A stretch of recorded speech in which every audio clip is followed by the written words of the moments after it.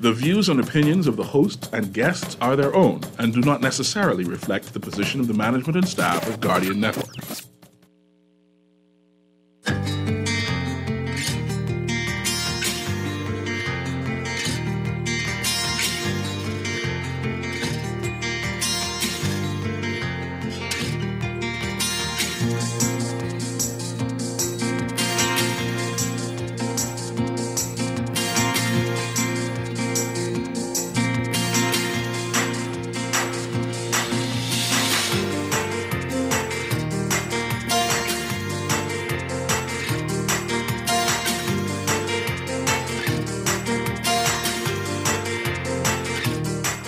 Good morning.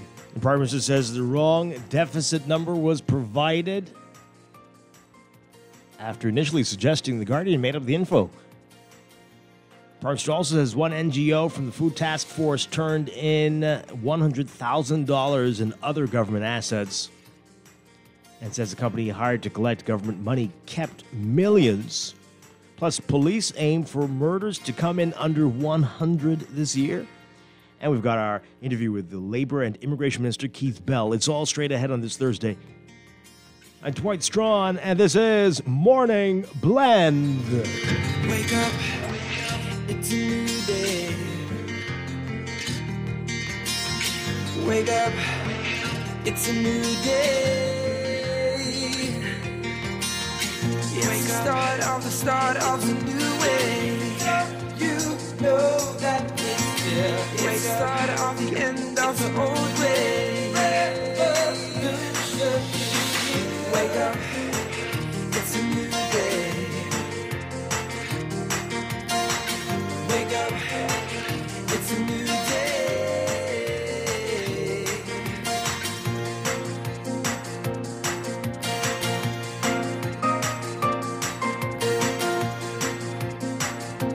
Good morning again, Bahamas. It is Thursday, March 2nd, 2023. This is Morning Blend on Guardian Radio 96.9. Again, I'm Dwight Strachan. In a moment, Laverne Gardner will be joining us.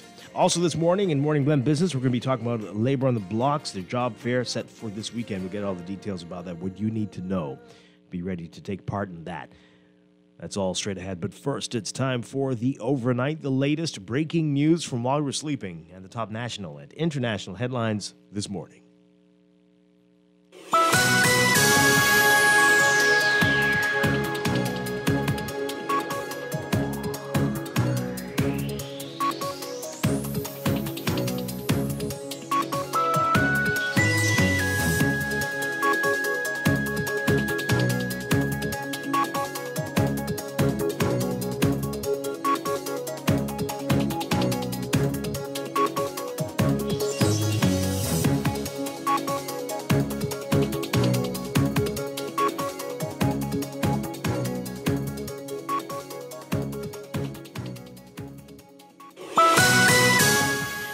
In the overnight, after falsely claiming in Parliament that the Nassau Guardian made up a report that government deficit was up in the first 6 months of the fiscal year, Prime Minister and Minister of Finance Philip Davis shifted gears when he was pressed by FNM MP Kwesi Thompson. He then said his speechwriters were the ones who erred, resulting in him providing inaccurate information in his mid-year budget communication. That was in the House a week ago. Last week, the Prime Minister told Parliament that the government experienced an increased net deficit of $285.7 million, which represented an increase of $7.8 million compared to the previously comparable period. Davis's report on the fiscal situation was carried on Thursday under the headline, Revenue Rises but Deficit Up, which was an accurate reflection of his communication in the House. The Tribune, our competitors, also reported the story on the deficit being up. But as he led debate on the mid-year budget yesterday, Davis accused The Guardian of reporting erroneous information without making it clear to the House that it was, in fact, he who provided the inaccurate information. In his communication, speaking yesterday from prepared remarks, the Prime Minister, again, said the statement claims an increase. However, saying that this was inaccurate, he continued to say that the fiscal year deficit decreased by $5.3 million when compared to the previous year. Government MPs responded with thunderous banging on their tables Davis also pointed to another measure of fiscal prudence, a surplus equating to $4.9 million, a major variance from the primary deficit of the previous year. With background support from government members in their seats, the Prime Minister said that, quote, numbers don't lie. Deputy Prime Minister Chester Cooper, chiming in from his seat, said they always look for bad news, referring supposedly to the NASA Guardian. The Prime Minister picking up that line, saying, quote, sometimes you got to look for good news, you know. After the Prime Minister wrapped his report, though, Thompson, the former Minister of State for Finance and current East Grand Bahama MP, asked the Prime Minister to explain what accounts for his change in information on the deficit. Thompson read into the record the Prime Minister's statement on the deficit. The Prime Minister then got up and said, quote, the numbers speak for themselves and everyone will see that that was a misspeak by the writers. That's why I made it a point to correct it. What I said today is correct. Also from the House, in an apparent attempt to deliver on the scandalous findings he promised to make public in relation to the National Food Distribution Task Force, Prime Minister Davis said an NGO that had been involved in the program recently returned $100,000 in cash and equipment valued at another $300,000 to the government. However, the Prime Minister did not reveal much else, choosing to withhold the name of the NGO in question, though a speech was released to the media with the name included. And the Prime Minister also saying that a private company engaged by the Minutes administration to collect immigration fees and taxes on a family island and kept millions of dollars in public money as it collected.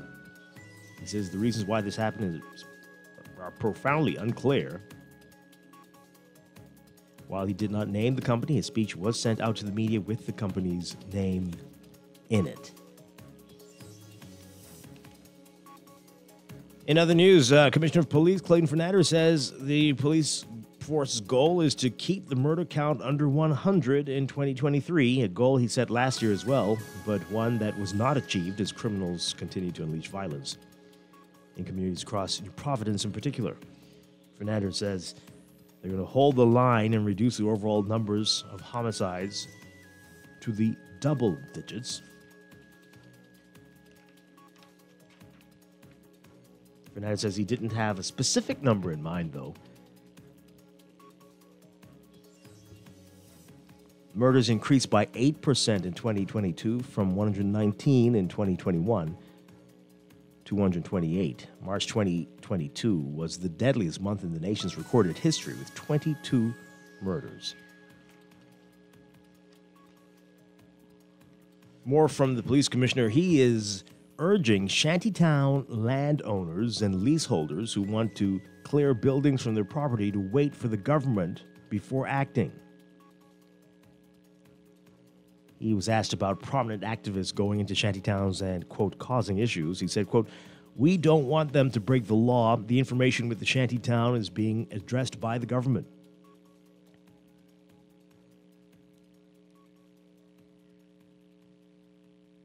And the commissioner also saying the investigation into the murders of 6 men on Jerome Avenue in 2021 is still open. He says, quote, it's not cold, referring to the case. He said he met with the families a few weeks ago and updated them to see if they had any new information to share and informed them that they were still at the investigation and that it's still very active. The killings took place on April 15th, 2021. A man who gun-butted his girlfriend and threatened to kill her pleaded guilty after spending 27 months on remand. 36-year-old Eddington Burrows entered guilty pleas to charges of assault with a deadly weapon and threats of death when he appeared before Chief Magistrate Joyanne Ferguson Pratt for the start of his trial yesterday. The charges stem from an October 9th, 2018 incident at the home he shared with his girlfriend.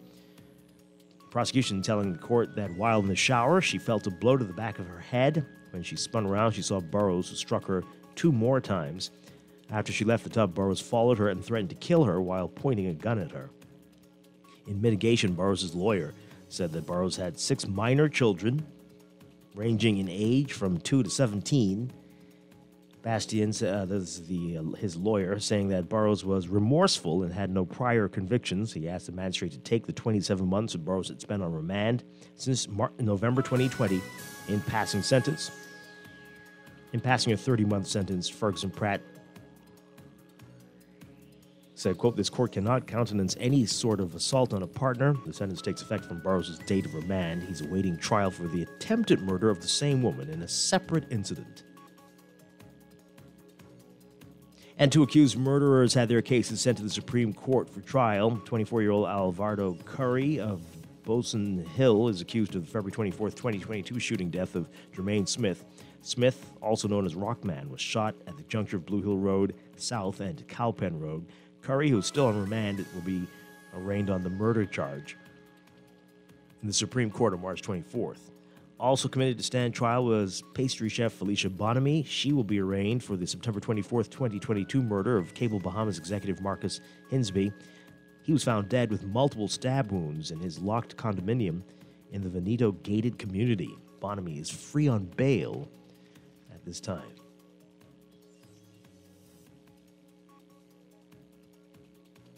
Overseas, Russian officials accusing Ukrainian saboteurs today of crossing into western Russia and attacking local villages, an accusation that Ukraine has denied and alleged that would be used by Moscow to step up attacks. The exact circumstances of the incident reported in the Bryansk region unclear, including what the strategic purpose of such an attack would be.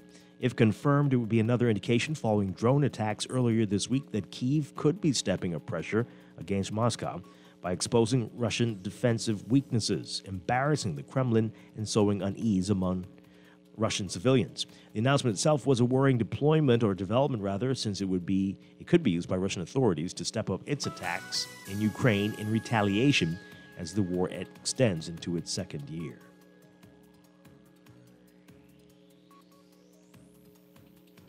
And rescuers using cranes and heavy machinery today searched the wreckage of trains involved in a deadly collision that sent Greece into national mourning and prompted strikes and protests over rail safety. The death toll from Wednesday's head-on crash involving a passenger train and freight carrier remained at 43 as crews continued to check the burned-out and twisted rail cars for more bodies. More than 50 people remain hospitalized, most in the central Greek city of Larissa, some in serious condition. Railway workers' associations called strikes halting national rail services and the subway in Athens. They're protesting working conditions and what they describe as a lack of modernization of the Greek rail system. Wednesday's collision occurred near the small town of Tempe in northern Greece when a freight train loaded with heavy construction equipment smashed into a passenger service on Greece's busiest line between Athens and the country's second largest city. More than 300 people were on board the train, many of them students returning from a holiday weekend and annual carnival celebrations around the country. Greece is reeling from this, its deadliest ever train disaster. Pope Francis and European leaders sending messages of sympathy, including the leaders from Turkey, recovering from devastating earthquakes last month.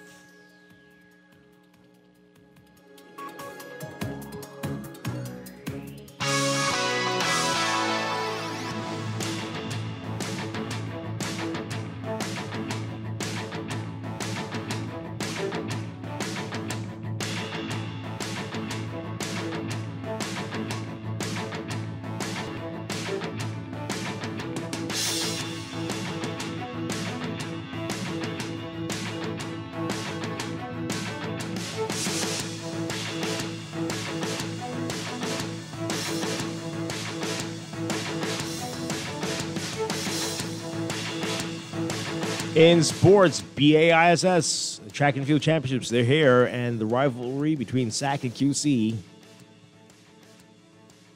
as hot as ever. The St. Augustine's College Big Red Machine got off to a strong start, defending their title as the Bahamas Association of Independent Secondary Schools Track and Field Championship at the Thomas A. Robinson National Stadium.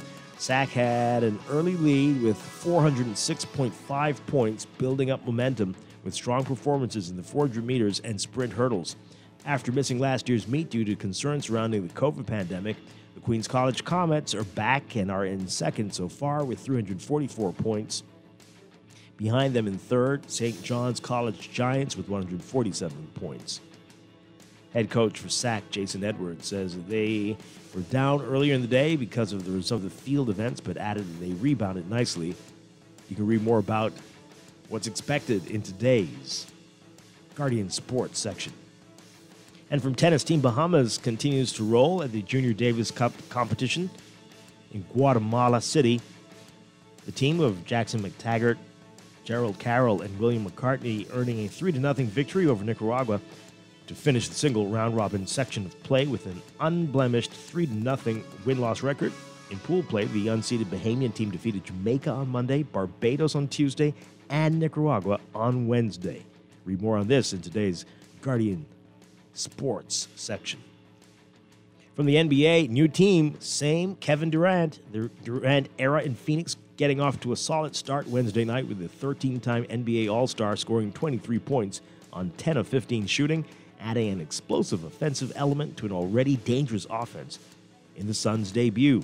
Durant, playing for his fourth team in the last 7 seasons, added 6 rebounds and 2 blocks as Phoenix beat the Charlotte Hornets 105-91.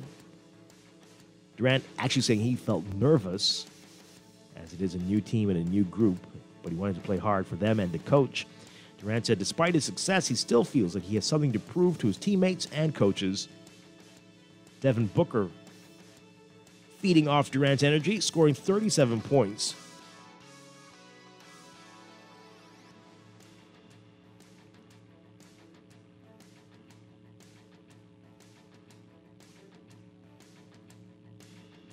That's sports, and that's the overnight. Time for your first look at weather.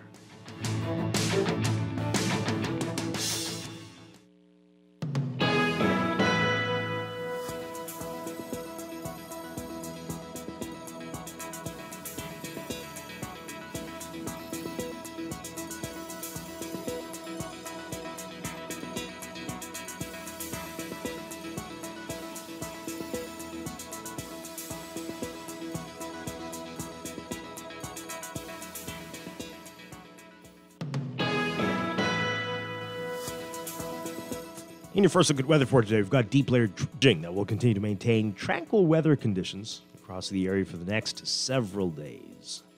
Beachgoers in the southeast Bahamas, though, should exercise caution. There is a risk of rip currents along east coast beaches.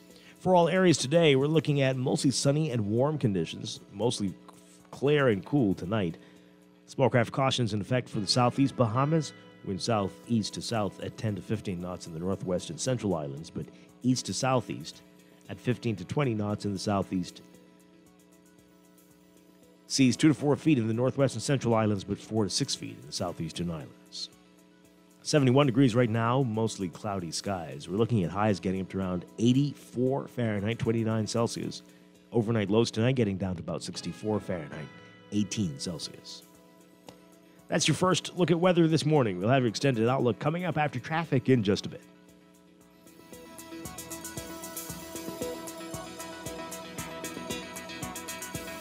Wake up, it's a new day. Wake up, it's a new day. It's the start of a new way. It's time for break, but when we come back, we're discussing the day's top stories right here on Morning Blend on Guardian Radio 96.9. Your home for fresh news and smart talk all day. Wake up, it's a new day.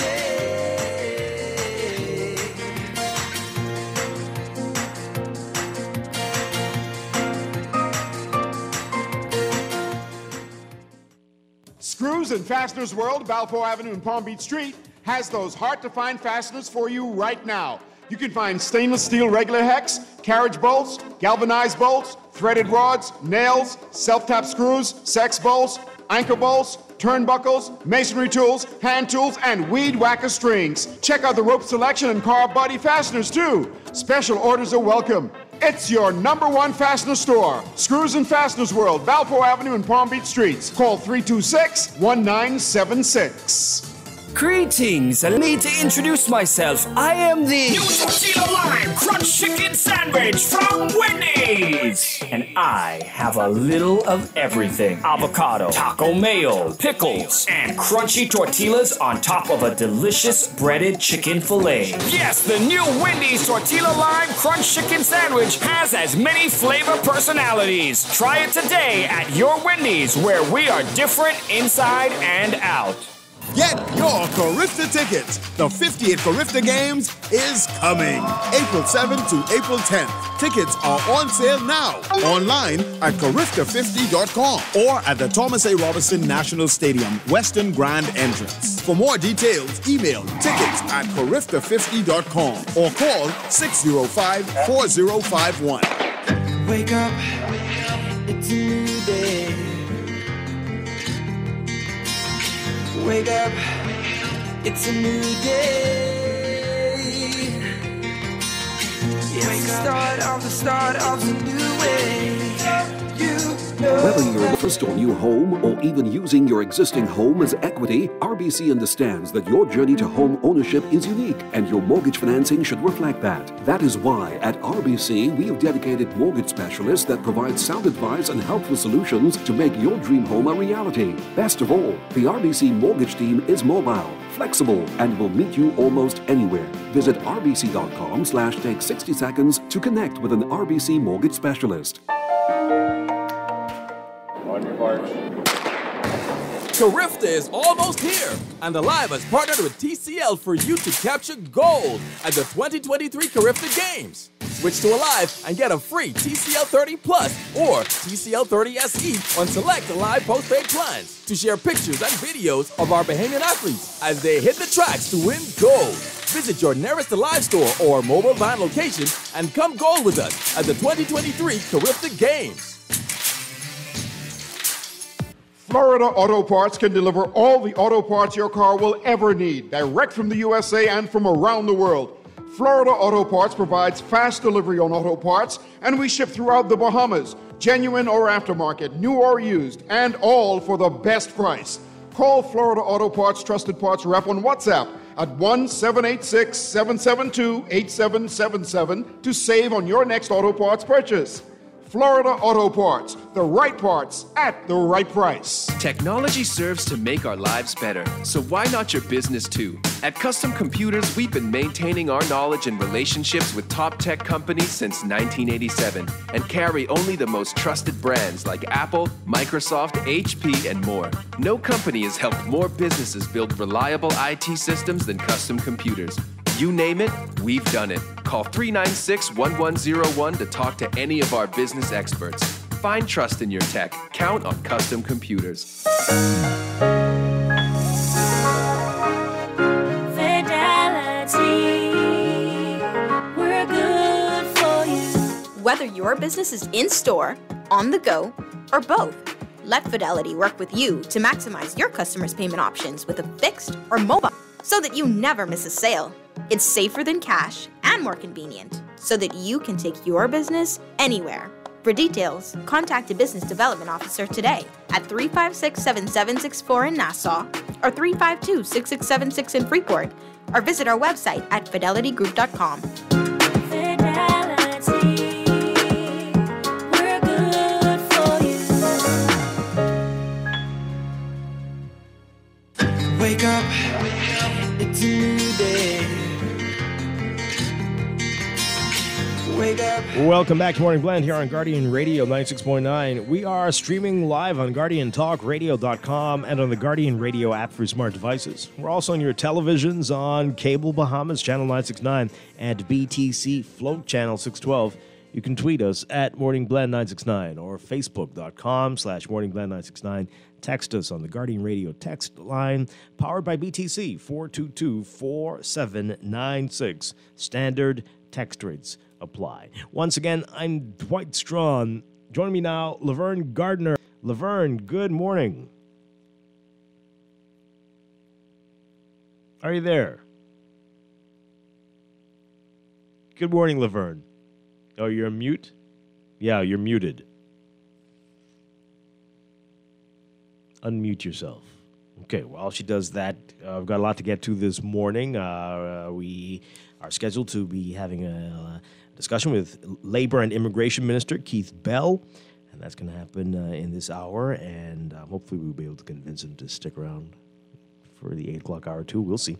And later in our 9 o'clock hour, Morning Blend Business, we're going to be talking about Labor on the Blocks, another one of those, the Department of Labor's job fairs.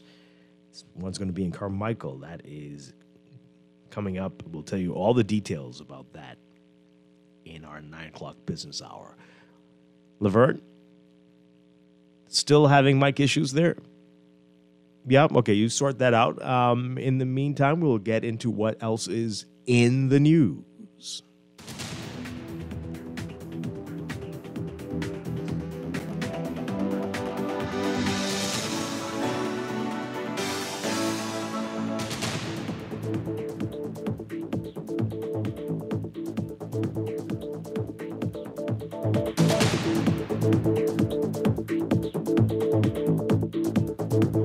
Hi, and Laverne, you're back up. Are you there? You're on mute again. Okay. Hi, morning. Hey, good morning. How is it going? It's going well. How are you? Not too bad, not too bad. Great hearing your voice, as always. And a lot to get to this morning. A lot of interesting things coming out of the House of Assembly, and also the police talking about crime and some stuff there. This is one of those shows you wish you had 5 or 6 hours, but we'll see how quickly we can get through all this. Let's begin with the big headline in the Nassau Guardian today. PM says wrong deficit numbers provided. At first, he was saying we did it. The Guardian, the Nassau Guardian did it, but no. Eventually, we learned it was a speechwriter who messed up. Yeah. Okay. So let's see how this goes. So Arcandia Dame's writing about it today. After falsely claiming in Parliament yesterday that the Nassau Guardian made up a report, the government deficit was up in the first 6 months of the fiscal year. Prime Minister and Minister of Finance Philip Davis shifted gears when he was pressed by F&M MP Kwesi Thompson and said his speechwriters were the ones who erred, resulting in him providing inaccurate information in his mid-year budget communication in the House a week ago. That's some serious stuff. That speechwriter, you think they beheaded that one there? What do you think? Because that's you could really have caused some serious problems. I mean, Anyway, last week the Prime Minister told Parliament, quote, the government experienced an increased net deficit of $285.7 million, which represented an increase of $7.8 million compared to the previously comparable period. Davis's report on the fiscal situation was carried on under the headline, Revenue Rises but Deficit Up, which was an accurate reflection of what he said in the House. The Tribune also had a similar headline, because everybody heard it. Everybody heard it. But as he led debate on the mid-year budget yesterday, Davis accused the Guardian of reporting erroneously without making it clear to the House that it was, in fact, he did it, who provided inaccurate information in his communication. Speaking yesterday from prepared remarks, the Prime Minister said, quote, on February 23, 2023, a Nassau Guardian article was headlined, and I quote, Revenue Rises but Deficit Up. The statement claims an increase in the fiscal deficit from the first 6 months of the fiscal year. However, this is inaccurate. Here are the facts. Government's fiscal deficit for the first half of the fiscal year decreased by $5.3 million when compared to the previous year. To that, government MPs responded with thunderous banging on their tables, as they do. The Prime Minister continued, quote, that's the standard measurement. You compare it to determine whether there's an increase. It has increased from something, and that something would be the 6 months that mirrors this 6 months. And you'll find it, if you look at that, as I said, it decreased, not increased. Just look at the numbers. It decreased by $5.3 million. The deficit totaled $276 million for the first 6 months of the fiscal year, compared to $281.3 million in the prior year. Davis also pointed to another measure of fiscal prudence. He said, quote, for the first half of this fiscal year, the primary balance reflected a surplus equating $4.9 million, a major variance from the primary deficit of the previous year, which was $41.2 million. So in effect, it was like a $46 million turnaround when you look at the deficit and the surplus. So this primary surplus is the first in a very long time. Go check and analyze it. Look at the numbers. So when you analyze over 10 years worth of data, it is evident that the government has reoccurring primary deficits each year for the same period. Just look at the numbers. Now, the primary balance reflects a deficit position, not including debt servicing, like interest payments and fees. With background support from some members in their seats, the Prime Minister said, quote, "Numbers don't lie. Contrary to the headlines about revenue increase and deficit, revenue rises but deficit up." He did not complete that thought, though. But, yeah, he could continue to suggest that the Guardian got it wrong. Deputy Prime Minister Justin Cooper, chiming in from his seat, said, quote, they always looking for bad news. And the Prime Minister... Really? Yeah. The Prime Minister picking up on that line, saying, quote, "Sometimes you got to look for good news, you know." Well, we certainly agree with that. Then he says, then Cooper says, quote, "Sometimes they create it." Don't know what that means. I don't know. Who's they? And create what? Not sure what that is. Bad news or good news? Create the good news. Who's they? But yeah, as you say. Right. Who's they? Lots of confusion. There's tons of confusion coming out of this house, it seems. Anyway, Davis added, quote, "And when they find it, they create it." What's happening?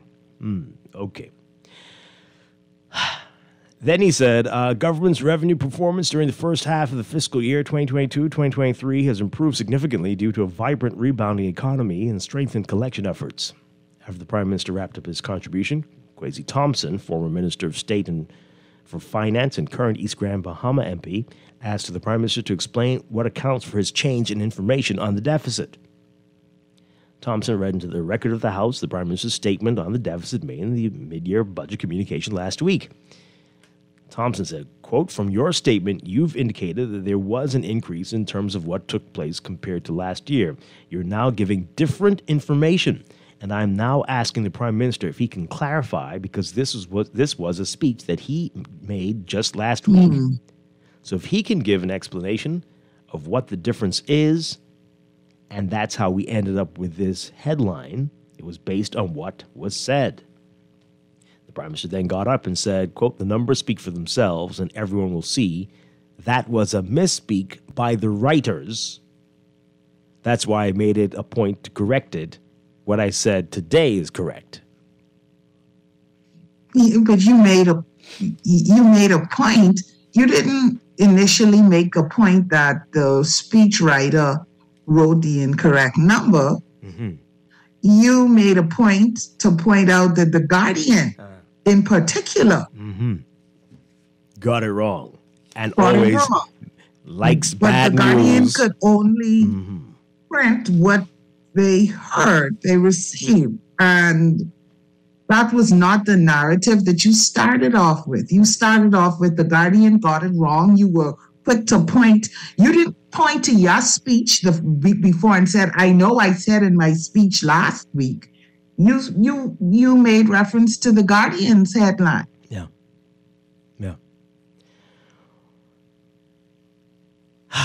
So we think yesterday the speechwriter got it right and that he read it properly. I don't know. At this point, I don't know. Well, next week I'm we'll wait be here. until next week. Yeah. Well, next week, or we pick the Let's see if next week there's a misspeak best of by three. the writer. Best of three. So whatever two he says, then we'll know that Right. one's the one. So perhaps.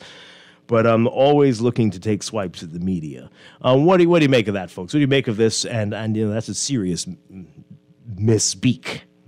Nice way to put that, right? Because, international people are watching this too. And others are making pronouncements about the economy and whether we can expect turnarounds and all these things based on what is said. And that is, and a whole week to come back to fix it. Right? There's been a lot of nonsense said between then and now, but very, very interesting stuff. Let's hear from you. 323-6232. You would have thought like the next day, whoa, hold on, that's wrong, wait, right? Nope, a whole week. 323-6232. 325-4316. 325-4259. Tweet us, Facebook us, text us, 422-476. Let's hear what you have to say about it. Good morning, caller. You're on the air. Hi there. Good morning. You're on the air. Good morning, Dwight and Laverne. Hi.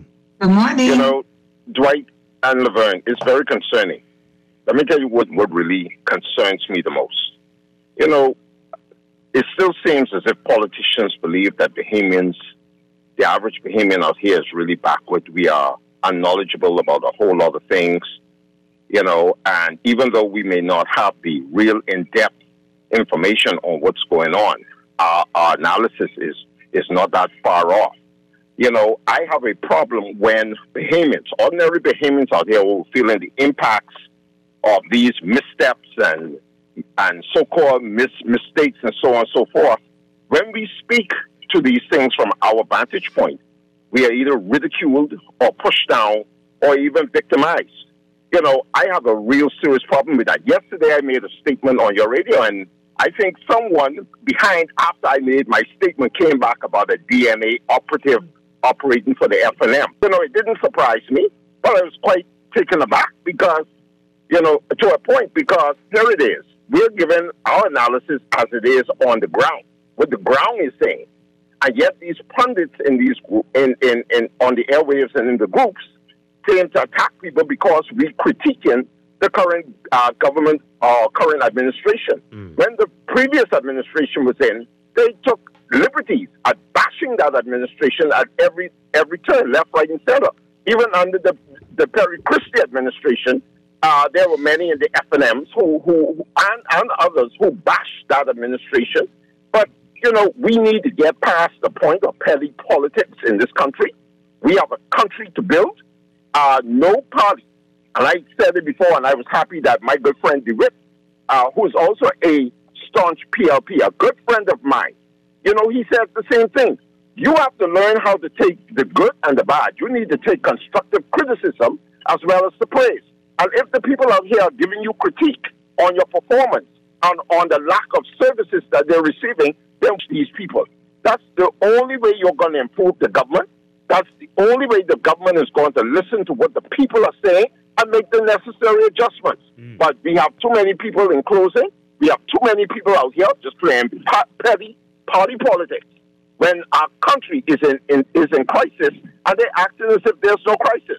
But Dwight, I will continue to listen. I just wanted to give that critique this morning and trust that this, whatever the other callers have to say on here will contribute to the conversation, will be one that will advance our country forward, upward, onward. Thank you for taking my call this morning. Jeff, thank you very much. Appreciate it. All right. Let's take another call. Good morning, caller. You're on the air. Hi, good morning. Hello. Hi, yes, good morning. You're live on the air. Oh, good morning. Thank you. You know, Dwight, did you say speech writers, as in plural, made the error? A speech writer, we are told. I don't know. One writer. We don't know. They say, but they blame it on the writer. But so it means then that he should fire that speech writer, and if he doesn't, his speech will undermine him. Well, no, I doubt that. Thank God for Crazy Tom. Sorry? I doubt that, but you know. But anyway, no, but just remember now, we've heard from his press secretary, that he says what he say to suit the audience. And I'm wondering, what is he saying when he leaves the country and speaking to other audiences about us? Because his speech, you know, he may not be reading from a script, he may be going from his cuff. And he's not really qualified to lead this country if he's going to continue to make these errors, you know. We don't need this. We need somebody who has a heat map on his phone, pull it up at any second, and see data. He's not, probably he doesn't even know how to boot a computer. Ask him what a Seymour says or the BIOS says. He should have known that by now. We need, thank God for Gracie Thompson. Have a good day. Thank you very much. Appreciate it. All right. I'm curious, though, if The Guardian had not printed that headline along with other news outlets, would he not have realized it was made? It's been a week. You know, I don't know how it works. Don't they have people who maybe listen to speeches and fact check? It's been a week. So that, you could come back and say immediately, this is the correction. Yeah. It's been a week. Good morning, caller. You're on the air. Okay. 323-6232. 325-4316. 325-4259. Tweet us, Facebook us, text us, 422-4796. All right, some text messages here. Someone says here, the PLP operates under a system of gangsterism, not honor. What? What does that even mean? And they go on to say the Bahamas government has one function and political parties have another. The PLPs can never distinguish that from their party. They care less about the responsibilities of government when their party's in opposition. They now wish no one to question their administration's incompetence. Well, another one here. Here we go again. The PM misspeaks to hire competent people as their aides. So, hold on. Let me just pause right there. I mean, do you believe that? You believe that's what it was? You really do? Yeah? You believe that the writer miswrote? The writer did this? The writer miswrote. This one super writer doesn't have anyone go behind them, as you said, right? Right, that checks the numbers. Everyone said, well, be sure, or were they just, this is the best writer, and he or she, this, we don't even question anything. Well, you believe that, yeah, because this is what we do. Scapegoat, pass the buck. It's not me. It was never me. It's always them. It's always one of them. So at first was the Guardian, and then now it's a speechwriter. It's always somebody else. But anyway, let's continue with your text. Instead of the usual for patronage and political payoffs, John Kennedy had a Republican speechwriter, and Kennedy hired not for his politics but his competency. Well, I agree with you on that. Then you got to get the best, but also don't buy it entirely when they blame those folks, right?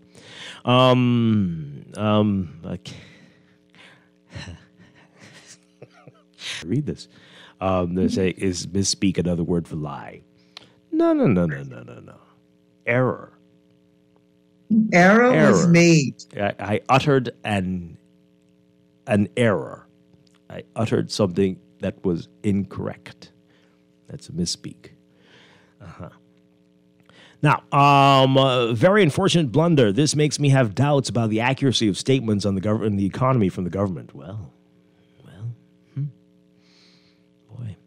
This is another text. It's a very serious misspeak. Sounds awfully suspicious, says the Minister of Finance. When you speak on the finances of the nation, it is assumed you double-checked the numbers you're speaking to, or are we wrong for thinking that you actually are doing your job? Often the person has a background in finance, right? They know stuff. They know, right? Not just Pam talks about it all the time, right? This is a very serious position, the Minister of Finance, and you don't have multiple cabinet posts generally in the serious countries. This is what you do, and yeah, you're a numbers person generally. Right. Well, I would say going forward, we need to have a fact checker, or he needs to have someone not just making sure that he has correct subject-verb agreement, but when he's talking about numbers, that there's someone who checks, or maybe two people who check to make sure that the numbers are correct. Yeah. And, so it doesn't get to this point that it got to, that information was said, printed. My issue was, if you weren't called out on it, it would almost appear that had Kwesi Thompson, I believe it was, not said, where did you get these new numbers from? Because this is what you said last week. That part about it being a miswrite, a misspeak, or whatever would not have come out. It just would have been summed up that y'all look for bad news, look for some good news, and don't make stuff up. You know what I mean? Yeah. Because that was the narrative that was put out there. It wasn't, hey, last week I came in here and I gave some numbers that may have been confusing, or however you want to put it. Exactly. And this is now, it was, the Guardian printed this. This was their headline. Mm-hmm. Everybody. Yeah. And I caused confusion. I apologize. And but here are the facts, right? Yes. And again, that should have happened the very next day. But hey, this texter says, callers, we'll get back to you in a second. This texter says, well, President Trump perfected the attack the media and discredit them position, I guess you're saying, so the public will lose faith in them. But the problem is many media personnel get involved in giving political opinion instead of news. Okay, well, I mean, some people are media political pundits, all right? So that's, but I guess I can see once it gets blurry, yeah, sure. But the attacking, well, I see, anyway, whatever. But, oh boy, okay. Are you misspeaking? No, I'm trying hard not to misspeak. But I hear you, texter. That's all I have to say. That's all I have to say. Lines are blurred every day around here, especially. I can tell you that. This person says that Dwight is just too much talk in this country. We hire government after government, and nothing seems to change. We need real change. We need to move away from this PLP and F&M thing. We see they both fail us over and over. If we continue on this path, it will not be good. Just like Alfred Sears about BPL, now they're talking about this. Okay, and you remember the wrong signature by the F&M. So I guess you're saying everybody's the same. Yes. Okay. One thing with Papa, who, what, how, where did this come from? He would have never read something unless he checked that over. Well, that is certainly true. He wouldn't have gotten that far. Is this true for those who drive roads? Okay, well, I have to check this out. I'll check that out. Misspeak in is a parliament term. Saying that L word again. The speechwriter wrote what he heard. Well, man, that's what you would think. Everyone makes mistakes, and no one is perfect. The mark of a good leader is to take responsibility for the mistake and simply apologize and thank the person for bringing it to your attention. This would keep your integrity. Exactly. I agree. This would keep your integrity intact and gain the respect of your colleagues. Absolutely. Text of the day. The text of the day. 100%. You didn't have to bring any outside people in it. Just say, listen, I gave the wrong numbers. Yeah. You didn't even have to throw your speechwriter under the bus. Say we. Collective we. And then like, who's we? Yeah, we gave the wrong numbers. We misspoke. Yeah. We said this. It was actually this. We apologize. I can imagine that caused lots of confusion, blah, blah, right? But no, got to deflect. Yeah, beautiful. Caller, what say you on this? Good morning. You can hear me? Yes, we can.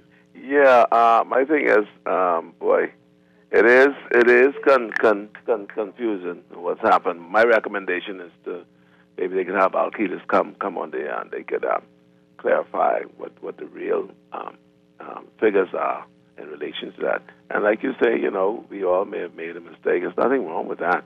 It just needs to be clarified. You don't want to give any other impression. So I think the right thing to do is to have Al-Qaeda or whoever is responsible within the ministry who knows the financial thing, or even the Wilson guy to come on the air so they could move on with this issue, because it's a serious matter. It has to be cleared up, That's my take on it, man. All right, thank you. We'll hear more during the debate, I'm sure. A couple more calls before we have to take a break. Good morning, caller. You're on the air. Hi, good morning. Good morning, caller. You're on the air. Hi. Hi, good morning. Hey, morning, Dwight. Yes, good morning. You're on the air. Hey, sorry, and good morning, Lauren. Good morning. Hey, Dwight, I like your texter said, right? I have to agree with the texter when they said, we continue going around and around and around we go. Where we end up, only the politicians would know. But, Dwight, look, we have to change this. We, as a people, we have to come to understanding that our politicians of the day are old-fashioned. They are antiquated. They are not interested in nothing new, right? And when it comes to growing this Bahamas, if they could keep us in a stagnation like they've been doing for the last 50 years, believing that they are seriously interested. Once they can sell us a dream, that's all they are interested in doing. people of the Bahamas, please see our politicians for who they are and not what we want them to be, because it's not going to make them no better if that ain't who they are. Who we want them to be is not who they are. And we have to come down in this country that we can have to make a stand and make a change, because there's no other alternative for us in this country. Wait, your great show, from the time your show started 10 years ago, 11 the now. same situations that when you first started this show, sir, the same situation continue to show its face. What that says about us as a people, we are not progressing. We are regressing, and and it's happening very swiftly, man. Please, Bayman people, let's look at a different alternative to try to bring some different result to this country. We cannot no longer allow the PLP and the FNL to make us feel or come to us like we are insane people. You guys have a nice day.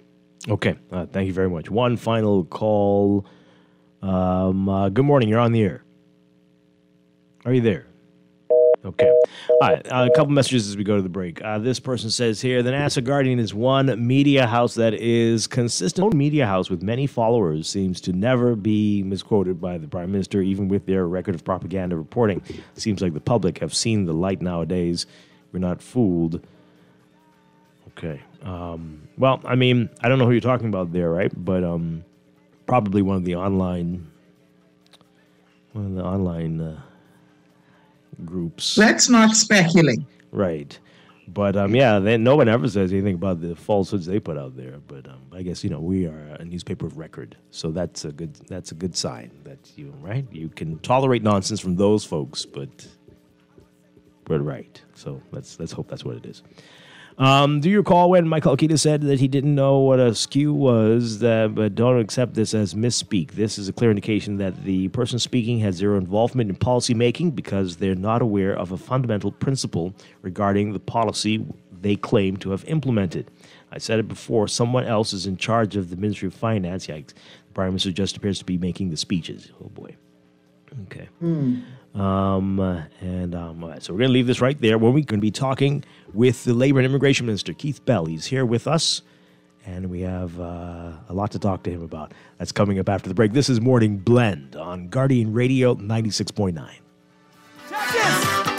We flying round Jupiter, not too long past bars. I won't ring you just like Saturn, y'all make you see stars. I come in for a landing, making my approach. Someone eating in the cockpit, man, all I see is them little behemoth roach. Look, I won't be no track star, I won't win no race. I just won't be the first behemoth to get in outer space. Imagine a house on the moon, one nice little clapboard shack, 2-4 cake in the front yard and one outside toilet and back. We heading in deep space, we taking Reagan straight. Yes. This is Guardian Radio 96.9 FM, Nassau, Bahamas.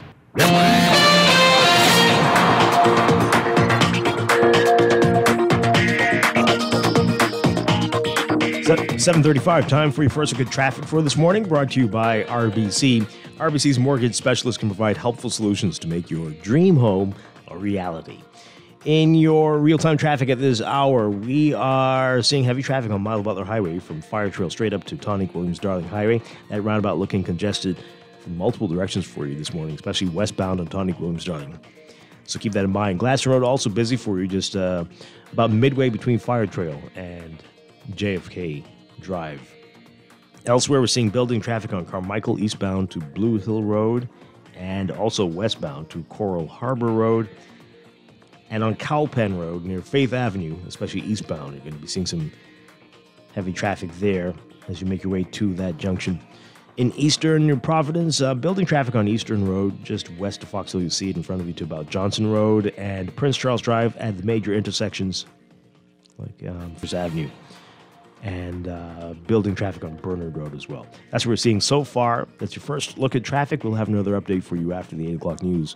Morning Blend Traffic brought to you by RBC. Visit rbc.com/take 60 seconds to connect with an RBC mortgage specialist.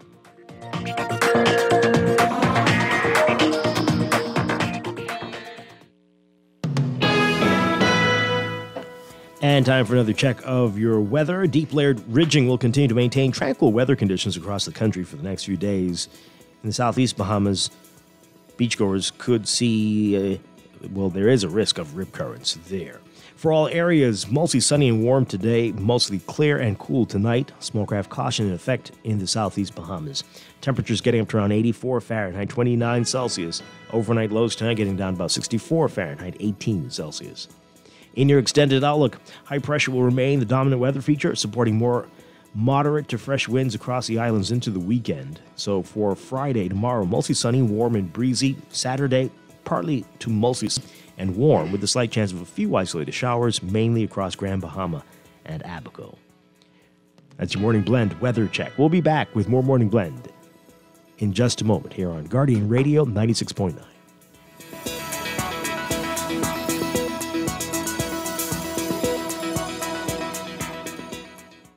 Ready to save? You can put $100 into the CFAL Savings Express plan and make sure your money keeps growing. Earn interest on your savings while you're sleeping, eating, or standing in line at the bank. Ready to invest? Start by putting $1,000 into our mutual funds and earn interest there too. Because at CFAL, your interest is our interest. Visit CFAL.com to start now.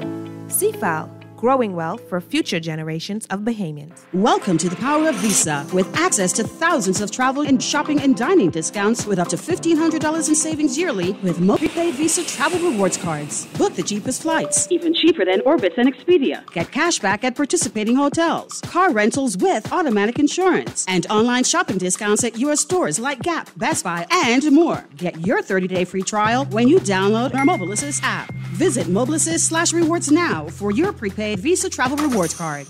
Is your 2023 goal to move into your own home? Well, future homeowner, enjoy another payday. Build or buy a home with financing from CIBC First Caribbean, and you'll receive cash back every month for 1 year. A home is one of your greatest investments, so secure one soon. Visit CIBCFCIB.com/homeowners payday for more info. Offer valid from January 9 through to March 31, 2023. Terms and conditions apply. This is Guardian Radio 96.9 FM, Nassau, Bahamas. With the burning glow, shines down on paradise below. I'm talking about the Bahamas, you know, a beautiful archipelago. Now go, brag about the beauty. Tell them we friendly. We are back here with Morning Blend on Guardian Radio 96.9. Dwight Strachan, along with Laverne Gardner. And changing gears for just a bit, this morning, very pleased to have with us. I think this is the first time he's been on my show. It's about time. We've got Labor and Immigration Minister Keith Bell. Good morning, sir. Great to have you with us. Good morning, Dwight. Good morning, Laverne. Good morning, Michael, Bahamas. All right. Morning. Good morning. All right, so we got a lot to talk to you about, and I know how this is a complicated matter, and lots of ministries involved here, but I want to ask you about shanty towns and what's happening right now. Since the injunction's lifted, we heard the Prime Minister with a national address on what he's saying, but we do have the Commissioner of Police telling people now for leaseholders and owners of property that have irregular communities on them, hold off on doing any demolitions. Are we now? What is happening right now, and why are we still waiting? Sure. Well, Dwight, everything. This is society. This is a society of order, law and order. Everything must be done in order. Everything must be done in decency, and everything must be done with respect. In respect to the shanty towns, let me first of all say that I'm the Minister of Immigration and Labor. Yes. Not the Minister of Works. The issue of shanty towns obviously is a violation of a breach of the building codes, and it initially comes under the Ministry of Works. Nevertheless, there is collective responsibility in the Cabinet. The Cabinet has appointed a select committee to deal with this. And so let me say then, having regard that the injunction is lifted, when we go into those shanty towns, there are 3 or so category of persons who reside in these shanty towns. That is what we know definitely. We have, first of all, Bahamians residing in these shanty towns. We have persons who have legal status, non-Bahamians, that is, who have legal status. And of course, we have the undocumented migrants in these shanty towns. And so when we talk about going into these shanty towns, we have to now determine how we're going to deal with the Bahamians living in those shanty towns Bahamians, women, and children. And then with the documented migrants, obviously when a person is given legal status in the country, these non-Bahamians, for the most part, it is in respect to work permits. And so there is a responsibility on the employer to ensure that he provides or she provides proper tenable accommodations for these persons. And so I think that we're able to deal with that aspect of it. The third component, obviously, is the undocumented migrants. Whether they're in the shanty towns or otherwise, it is our intention to ensure that we take them into custody, there is due process, and they are deported.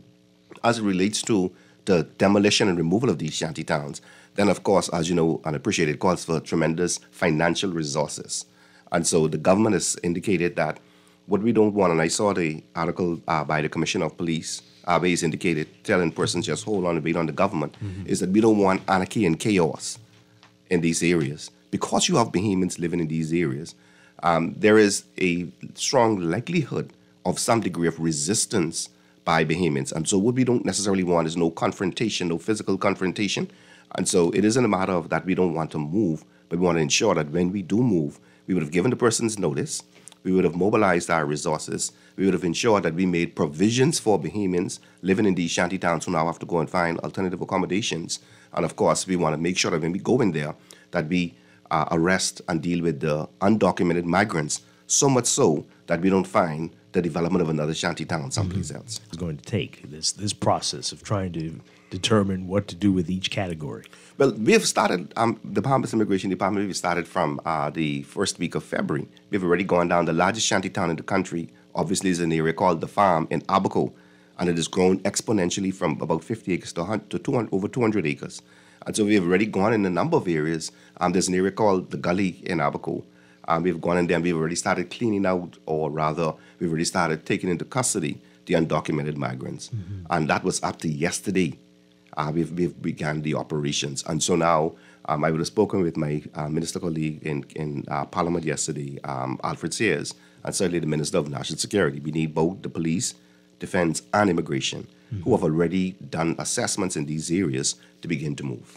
To those who are hearing you and thinking, well, this injunction had been in place for so long that a lot of this that you're talking about could have been done during this period. What do you say to that? That we should have, as soon as it was lifted, be able to hit the ground running with this? No, it doesn't work that way. The matter is far more complex than that meets the eye. And again, the reality is that we have to ensure that when we go in there, we clear the area, be sure that there's no rebuild as has happened in the past, and also to that we find, particularly those Bahamian women and children, that we try and offer some degree as a Christian nation, as a respected government, we find alternative accommodations for them. So are we likely to still be here in a year from now? Absolutely not. No, not at all. I don't want to necessarily preempt the decision or the move of the government and certainly law enforcement, but I can say that, in my view, the commencement is imminent. I'll say that much. All right, so you mentioned it, the work permit and the people who have work permits who are living in these communities, and it has been mind-boggling to many people, and we're hearing more the employers need to find housing for their workers. Is that a requirement at the moment? Is everyone required to find the suitable housing? It is a requirement. It isn't etched in stone. It isn't as clear. But if a person brings someone to the Bahamas or makes an application for a work permit for an individual, then they have to ensure, first of all, the Bahamas immigration has to be satisfied that the Bahamian individual or the big company, that they have the capacity to, first of all, provide the financial resources to pay the individual. So that's the first thing. And we've had any number of applications, literally thousands of applications, where persons who are payments making minimum wage has applied for a work permit for an individual. So if you're making work permit of $260 a week, how is it that you're going to make an application for a work permit to bring someone here? So you obviously see it's a scam in some instances. We see that. So those applications are denied outright. Secondly, so let me ask you. So when you see that, you denied, but I mean, is there anything like a penalty that can be done? Like you are seeking to... No, there's no penalty. So they just get off? Anyone can make an application for a work permit. If an individual makes an application for a work permit, the immigration department then does its due diligence. That is, first of all, they look to see whether the person has the financial means to, first of all, pay that individual. So if you're making $260 or $300 a month, and you now are going to bring somebody who you have to pay a minimum wage of $260 a week, then obviously you cannot you don't have the financial resources. So the application has to be refused. So once the application is refused, that's the end of the matter. That is it. There is no penalty or anything else in that respect. The person would not necessarily have committed a breach of any immigration laws or rules. And so therefore, that is the end of the application.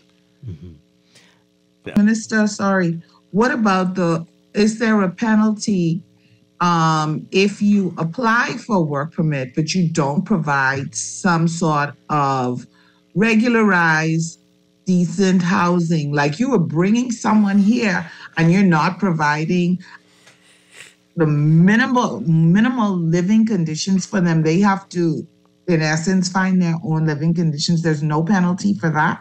No. Well, actually, what happens is when you make the application, and again, this is something why we're in the process of amending the Immigration Act and introducing very strong regulations. So, for instance, right now you will find that it is a practice, more or less, that is, and it's anticipated through its due diligence process, that when you make an application for a work permit, that the person would show that they have the financial means. They're going to provide accommodations. And if it is, while there's no penalty, if it is that they cannot satisfy the immigration authorities, that they have the financial means, that they have a suitable accommodations where the person is going to stay, then the application is simply denied. And that is it. Right. What we want to do is make it very clear in the legislation that when you make an application, first of all, you have to, and we want to even go further, not just simply in respect to your financial means, as well as in spelling out very clear terms that you have to provide accommodations or ensure that accommodations are available for the individual. But also in respect to the medical and the medical fitness of this individual to actually come into the Bahamas. So right now, a person can go to any facility and just get a medical certificate. This person is being examined and found to be physically and mentally fit, and that's it. And the doctor signs off on it, that's it. We want to introduce a very comprehensive form, and a number of countries have done it. Turks and Caicos has it. Switzerland and other countries. So we are benchmarking to see which form we would want them to fill out and turn in along with the application. In your legislation, in your proposed legislation, is there going to be checks and balances so that every few months we come back to see that you are indeed living in this place? Absolutely. In Belgium, and this is, it can tell you the level and extent to which I've done the research. In Belgium, when you apply for status to be there, in 3 months, you'll be visited by law enforcement to make sure you are there. Yeah. In Belgium, they actually do that. And so it's a surprise visit too? It's a surprise visit, yes, unannounced. They come anytime, but you know that they are going to come, and they come spontaneously. And so the fact is that in the Bahamas, when we're talking about strengthening our legislation and doing all of these things, it calls for resources. It calls for the recruitment of additional immigration officers. It means that we have to make financial provisions in a country where there is already a high degree of scarcity in terms of all of the competing interests that we have to deal with in this country. And so we are looking to strengthen it. And that's practiced to some extent now, but certainly there's tremendous room for improvement in that area. So when can we expect that? When we're going to see this? Well, even though, and legislation has been slow and coming, it takes a long period of time. There has to be, and when we talk about immigration, we want to ensure that there's widespread dialogue and consultation with the Bahamian people. But nonetheless, we've already started to review our processes. And so even though the legislation may not necessarily come now, it does not necessarily mean that we can't begin to put in place all of these provisions and safeguards to ensure that when we bring in someone, any Bahamian bring in somebody here, that they have the financial capacity, they're in suitable accommodations, the person is medically fit, and all these different things. Otherwise, we will have a challenge. We'll continue to have the challenges in the country. Yeah. Can you say right now what the number of work permits are? On average, we have about 15,000 work permits in the country, and immigration receives in excess of 30,000 applications per year. My goodness! Wow! And these are. Is there a particular field where you're seeing the majority? What's the breakdown, basically? Obviously, the bigger field remains the laborers, the low-end individuals, and obviously a significant percentage of the work permits are issued to persons applying for laborers and farm laborers, handymen, etc., handywomen, and the category is predominantly Haitian nationals. Mm-hmm. All right. So when you do find, Laverne was asking, that somebody is in a shantytown community, they have a work permit for something else. What happens at that point? Well, so far we ran an operation. We're running an operation, and this continues down in Abaco. And we have found an instance, for example, an individual who had he was working on the ferry docks down in Abaco, and he had a work permit, which was supposed to be in New Providence, and working in a different field. And so he was taken into custody. I have revoked the work permit, and he went before the court, and obviously he's now awaiting deportation. What happens to the company, the employer, for that? Again, if you look at this is where we need to strengthen the immigration laws. And again, I've already asked the Attorney General to review the legislation. We have a draft, but the whole draft has to be amended, and specifically dealing with penalties, making penalties very clear. In my view, and I've asked the director and her executive team to begin for us to look and see how we could make the violation or the breach of immigration laws fixed penalties. We have a court system which is already clogged. There is a tremendous backlog of cases, and we're talking about serious cases, hardened criminal cases. But if, in my view, the Director of Immigration is able to fine a company, fine an individual on the spot for violation or breach of the immigration rules, I think that it will be very, very progressive.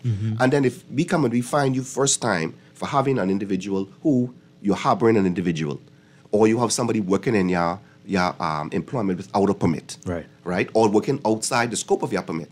You know, we have a number of individuals who they would put somebody down as a laborer, which attracts a fee of $2,000. When we get there, the person is an accountant, which attracts a fee of $8,500. Wow. So you have all of these, it's a whole myriad of challenges. But if we find you the first time, and we come back a second time and find you, then the third time we can put you before the court. Yeah. So I'm looking to see if we could introduce some sort of a fixed penalty system which would help us and facilitate us, because to arrest somebody, to prosecute them, charge them, and put them before the court, and then you go in before the court for a whole trial, you know, it takes up too much time.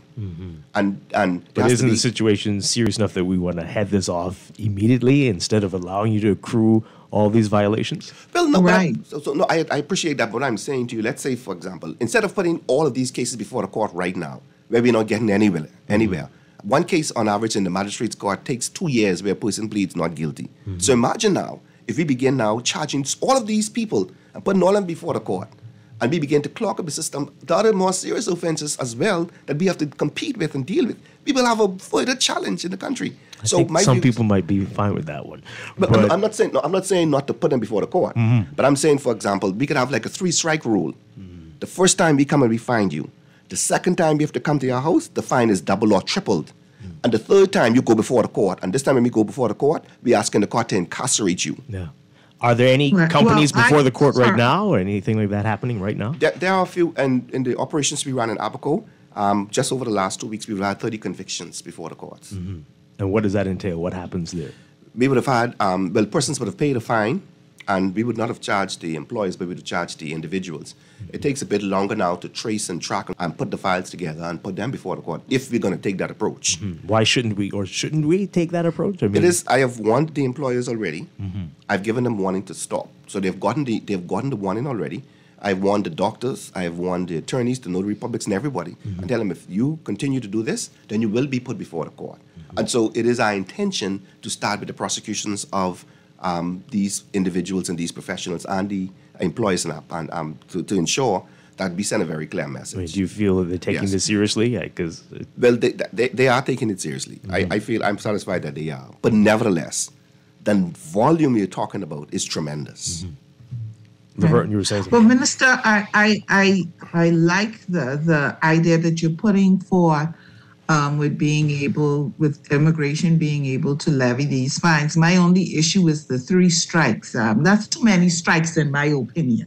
I understand. So I think one and we're done. That's it. I kind of agree with you. At least initially, so we can send a message, and then perhaps once we get a handle on it, we can adopt the 3 strikes. But right now, it's so let me say this, Laverne. For example, right now, over the last 2 or so weeks in Abaco alone, we ran some operations in other parts of the country. But in Abaco alone, we took into custody 245 persons. So now, imagine then, if you were to put these 245 persons before the court, and in addition that we put in 240, let's say 150 employees before the court, right? And then let's say we add that another 50 persons for producing some document which may be not authenticated. You're talking about over 300 cases you put in your court system all at once. Let's do it. Okay. Let's do it, Minister. Well, we have to send the message. They're not taking it seriously. They're thinking that, well, fine, they'll get the employees, and I'll get some new employees. And that's that. No, I wasn't thinking about them going. Sorry, Dwight, going before the courts. You're in violation. You pay a fine or whatever it is that you have to pay, an exorbitant fine, and you're on a list where you cannot apply for another permit for another person. Well, for X amount of years. Laverne, you hit the nail on the head. And this, again, this is one of the points you hit the nail on the head. We are doing that now. Okay. So if you, Dwight, have an individual and we find him in your employment and he breached or you breached or he is not regulated, he is undocumented, then you go into our database system. So in any application you make for a work permit, you will be refused. Yeah. So that is the current practice right now.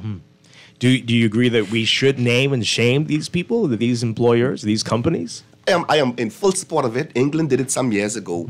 I think they still do it. They asked and they signed an agreement with all of their newspaper outlets and all of the radio stations, and they had a name and shame policy for their criminals. I do believe that it would work for us, and it's more or less, it's like a shock treatment. Yeah. Yeah. Mister, are you able to stick around for a few minutes after the news? I know you have a busy day. Okay, so we'll pick this up on the other side of the news. We're talking with Keith Bell, Labor and Immigration Minister. A lot more to get to. Stay with us right after the news.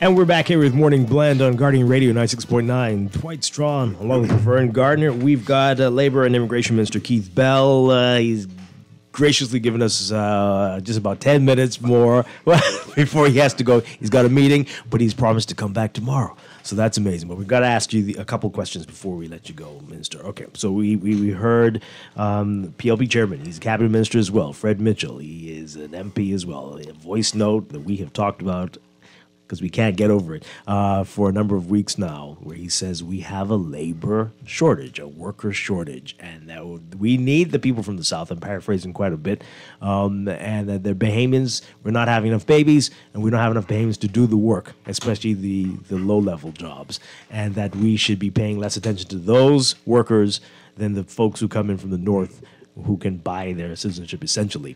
But let's talk about that. Do we have a worker shortage? Is that the reality here? Is that why we have to be granting, as you say, 15,000 work permits a year? Well, we do have a labor shortage, but let me first of all say you can't buy citizenship in the country.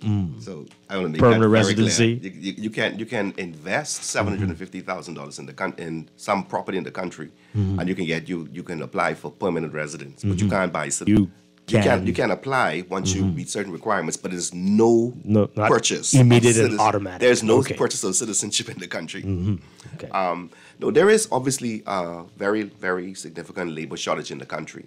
And this is something this has not just started today. But there's a lot of people unemployed, though. Well, again, let me say the Department of Labor have a labor bank, and we have continuously ask persons who are unemployed to register with the Department of Labor so that whenever someone applies for a work permit, they have to get what is called a labor certificate.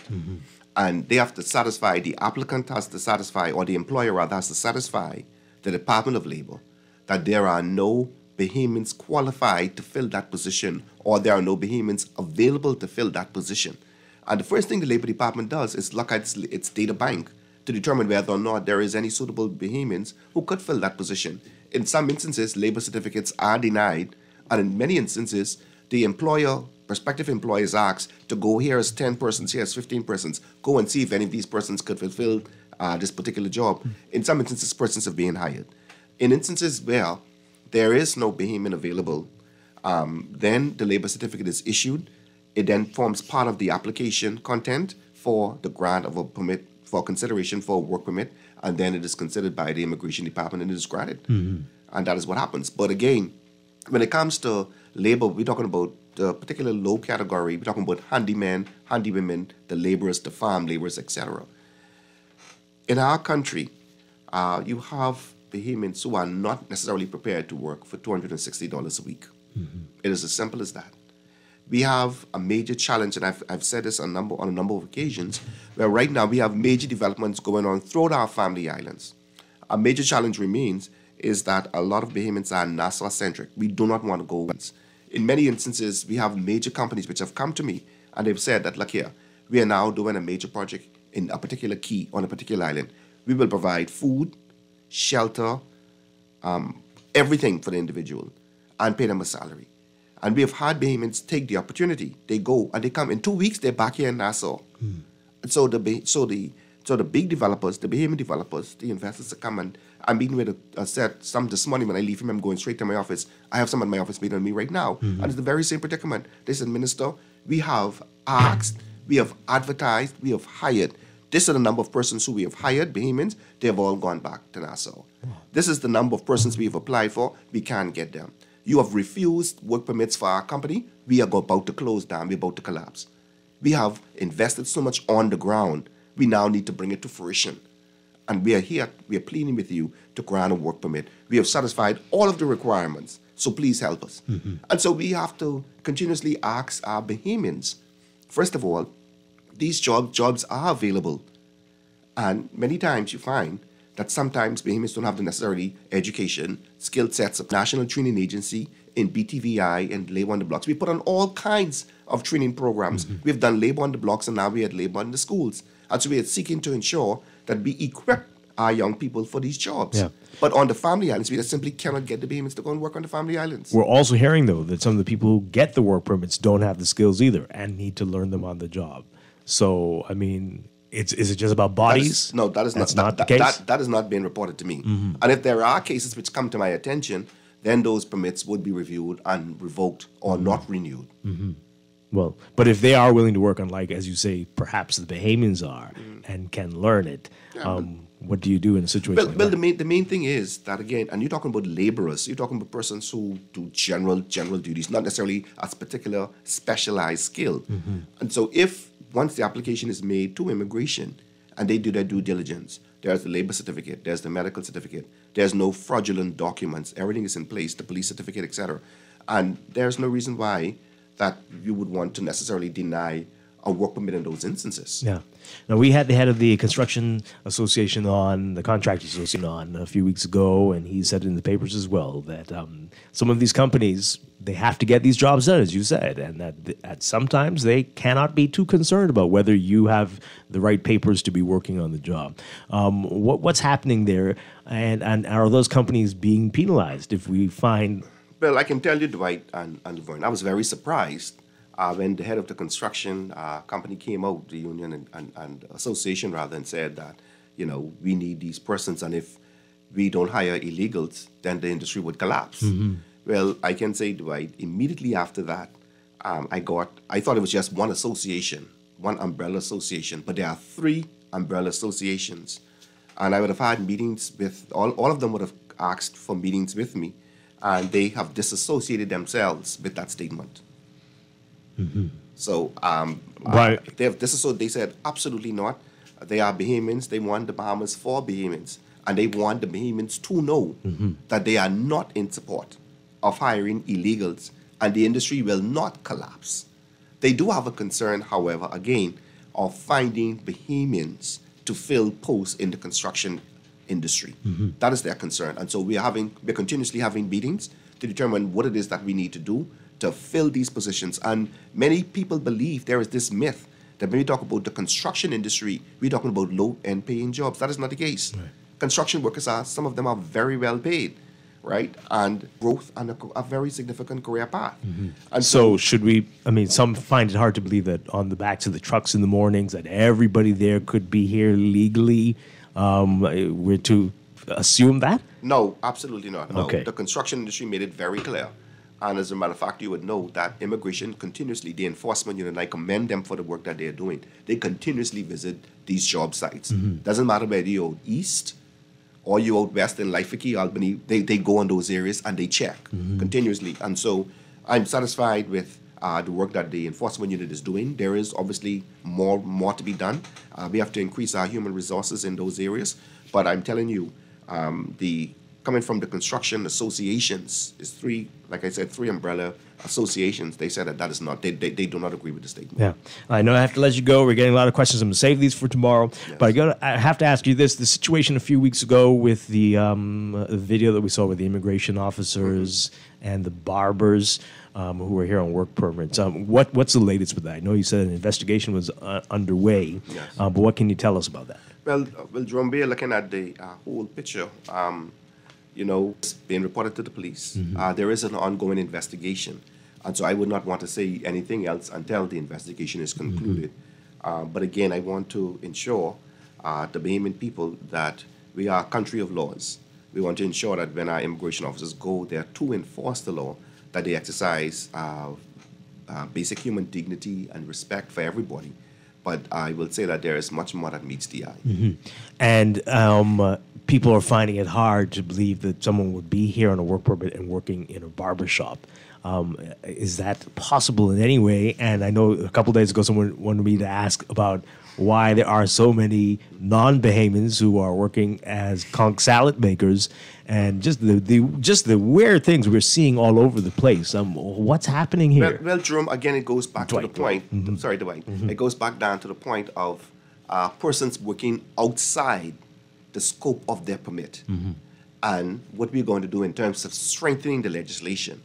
Those permits can be cancelled, but we have to strengthen the legislation to ensure, as you said at the beginning of this, right, or you or Laverne said at the beginning of the show, what are we doing about the employers? Mr. Crux, I think where we need to now change gears and begin to focus on the employees, these Bahamians who actually have them under their employment. So they say they're farm laborers, but they're not farm laborers. They're in another complete field altogether.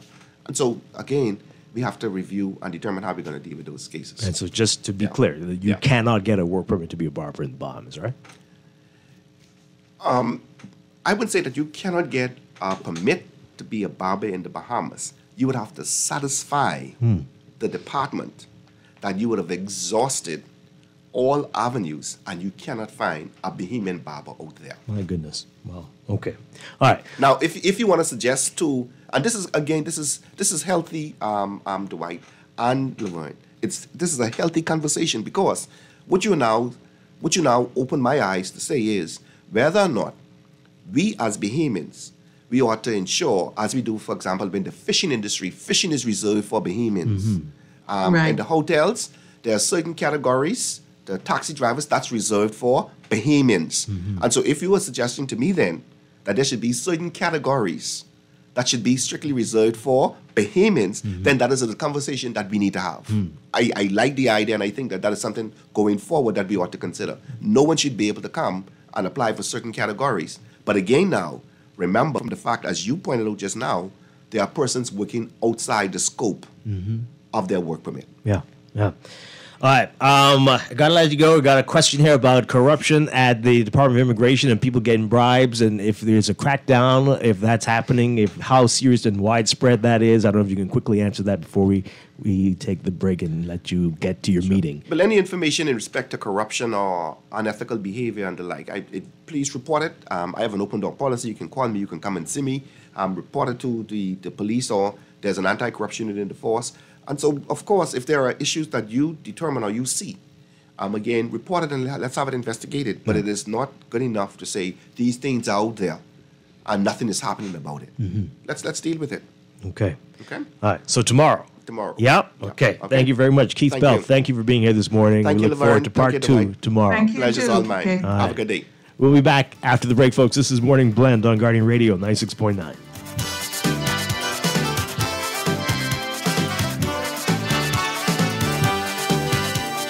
Sun comes up with a burning glow, shines down on paradise below. I'm talking about the Bahamas, you know, our beautiful archipelago. Now Go, go, go, pride, but we beauty.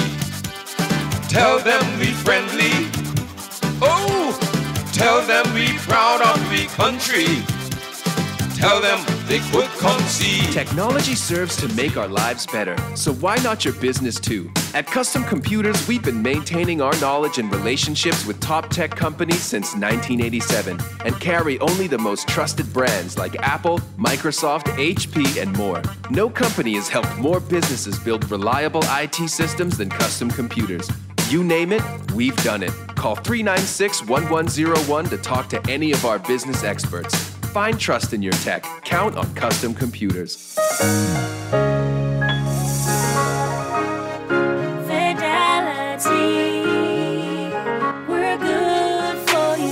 With so much going on in the world today, only accepting cash at your business can be risky. Let Fidelity offer you and your customers safety, convenience, and the flexibility of a fixed or mobile terminal. Take it with you, on the move and on the go, because business should never stop. For more details, speak to one of our business development officers at 356-7764 in Nassau or 352-6676 in Freeport. Visit our website at fidelitygroup.com or visit us at any of our branches. Fidelity, we're good for you. Florida Auto Parts can deliver all the auto parts your car wants from around the world. Florida Auto Parts provides fast delivery on auto parts, and we ship throughout the Bahamas, genuine or aftermarket, new or used, and all for the best price. Call Florida Auto Parts Trusted Parts Rep on WhatsApp at 1-786-772-8777 to save on your next auto parts purchase. Florida Auto Parts, the right parts at the right price.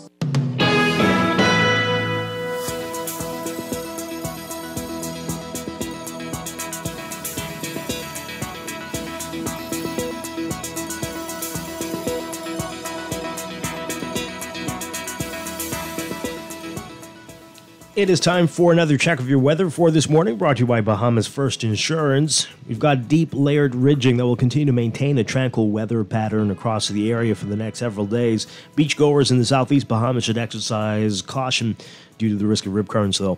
For all areas today, your forecast calls for mostly sunny and warm conditions, turning mostly clear and cool tonight. There is a small craft caution in effect for the southeast Bahamas. Temperatures getting up to around 84 Fahrenheit, 29 Celsius. Overnight lows tonight getting down to 64 Fahrenheit, 18 Celsius. In your extended outlook, high pressure will remain the dominant weather feature, supporting moderate to fresh winds across the islands into the weekend. So for Friday, tomorrow, mostly sunny, warm, and breezy. And for Saturday, partly to mostly sunny, breezy, and warm with a slight chance of a few isolated showers, mainly across Grand Bahama and Abaco. That's your morning blend weather check, brought to you by Bahamas First Insurance. Visit firstonlineinsurance.com and select a Bahamas First agent. Pay or renew your car or home insurance 100% online, or just stop by any Bahamas First agent. Bahamas First, celebrating 40 years as the first Bahamian general insurance company. What's first for you comes first for us.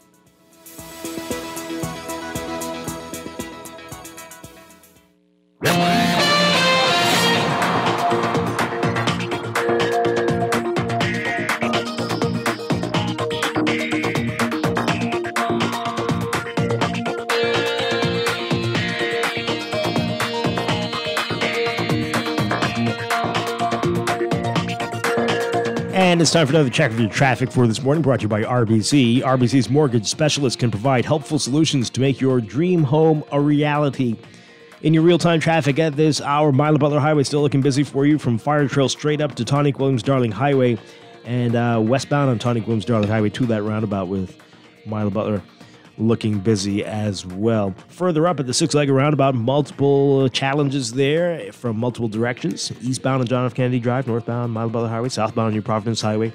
So it's roundabout there. Gladstone looking remarkably, looking busy, but not as bad as Mila Butler Highway, of course. About halfway through, you'll see that heavy traffic for you between Fire Trail and John F. Kennedy Drive. Elsewhere, we've got some building traffic on Carmichael heading toward Coral Harbor Road, and the Carmichael near the junction with Mila Butler Highway and Faith Avenue. And then Carmichael on the way to Blue Hill Road looking busy. Cowpen Road, eastbound to Faith Avenue, also heavy traffic there. And we've got Blue Hill Road as you get over that hill from north of Soldier Road on the way to Independence Drive, as usual. Heavy traffic there. And Independence Drive, westbound traffic, heavy traffic there. Elsewhere, we've got Soldier Road and East Street, Soldier Road near Windsor Place, and Soldier near Robinson and Prince Charles Drive. And Robinson, not moving much between Soldier and Old Trail. Still busy for you on Eastern Road, just east of Foxhill Road to Bernard Road, to Johnson rather, and Bernard Road also busy for you near the schools in the area. Those are your hot spots, along with West Bay Street near Saunders Beach and your Providence Highway. That's your real-time traffic and your Morning Blend traffic alert brought to you by RBC. Visit rbc.com/take 60 seconds to connect with an RBC mortgage specialist.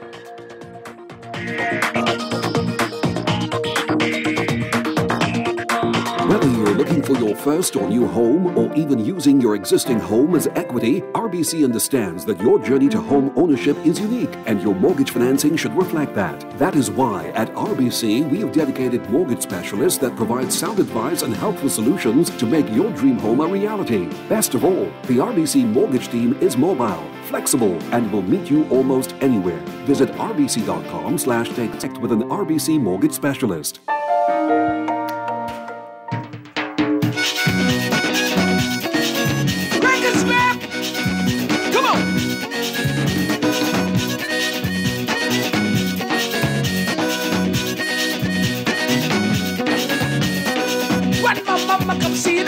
See how they fly.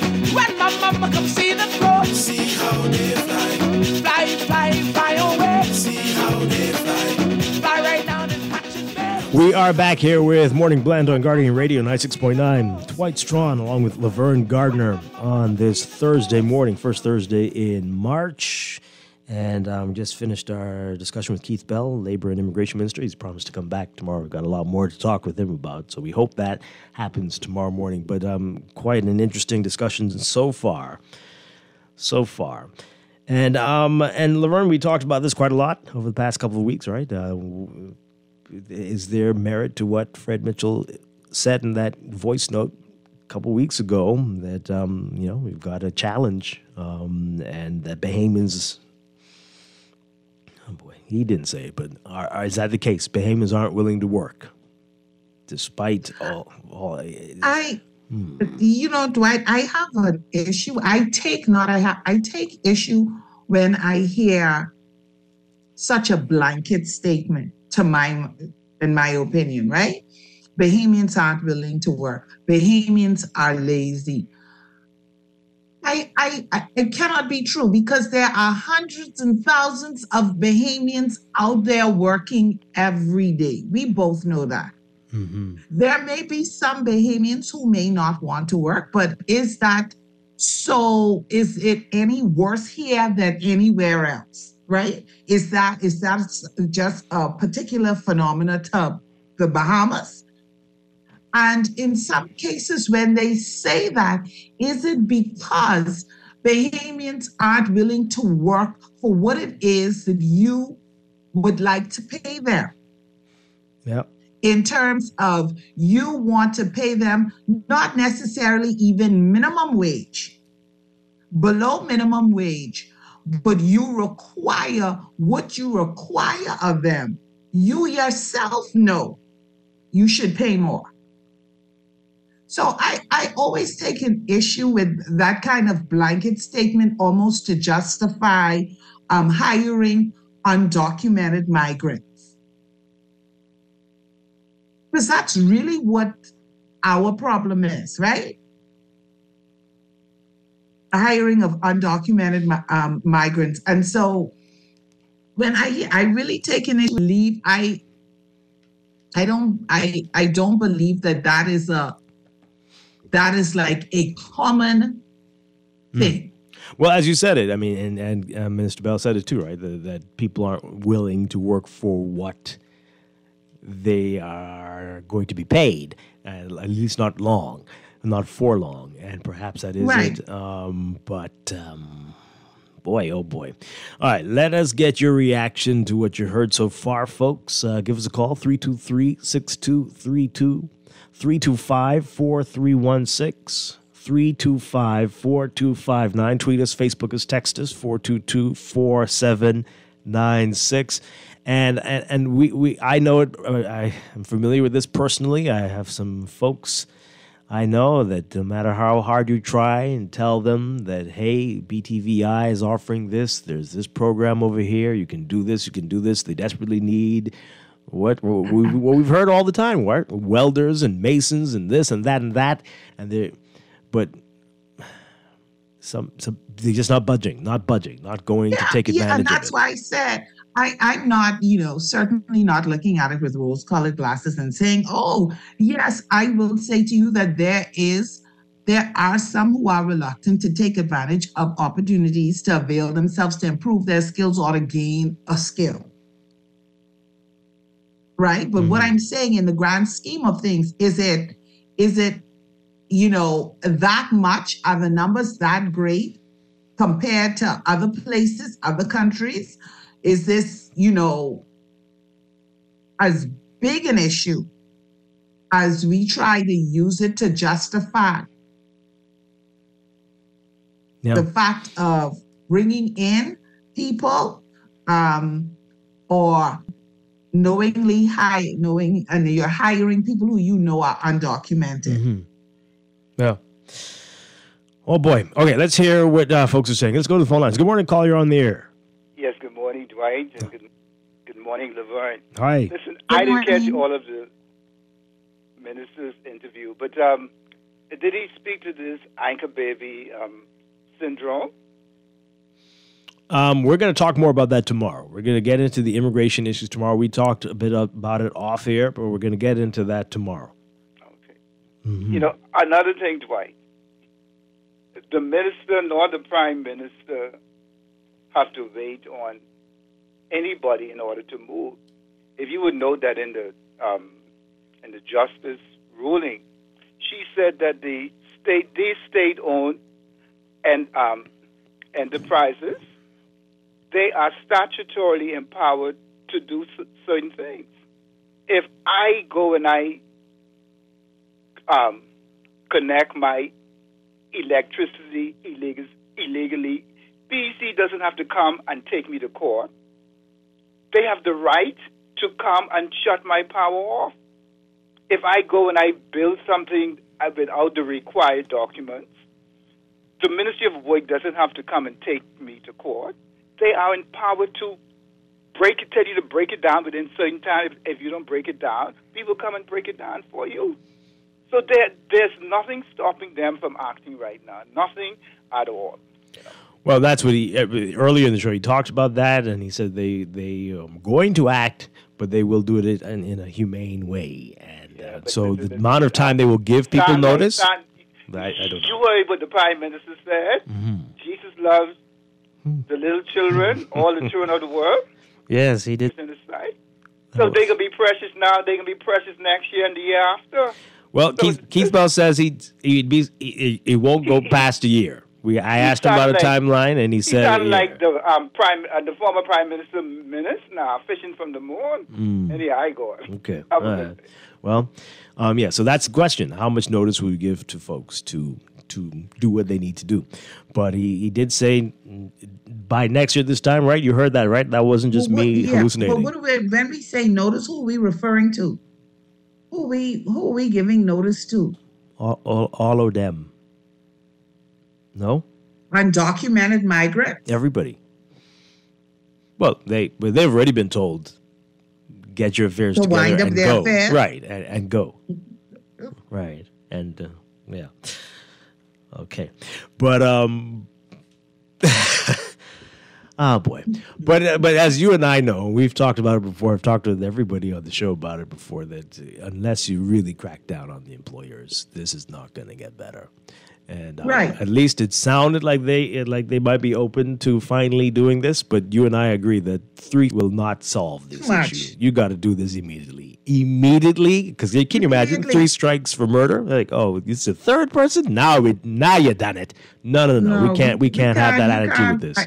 You gotta have a hard line. Yeah, absolutely. At least it's gone on for too long. At least, I mean, I would say indefinitely hardline, but at least for the first few years, people get the idea that no, don't mess with the Bahamas. Just let it be a hard line. Right. This is what we do, and don't make any adjustments. Right. This is what is going to happen, so that anybody else who's opening a business, they already know up front. Listen, this is what happened to this business. It was shut down. Whatever. Yeah, and name and shame. Yeah, not absolutely. Not just the workers. Yeah. Good morning, caller. You're on the air. Hi. Good morning.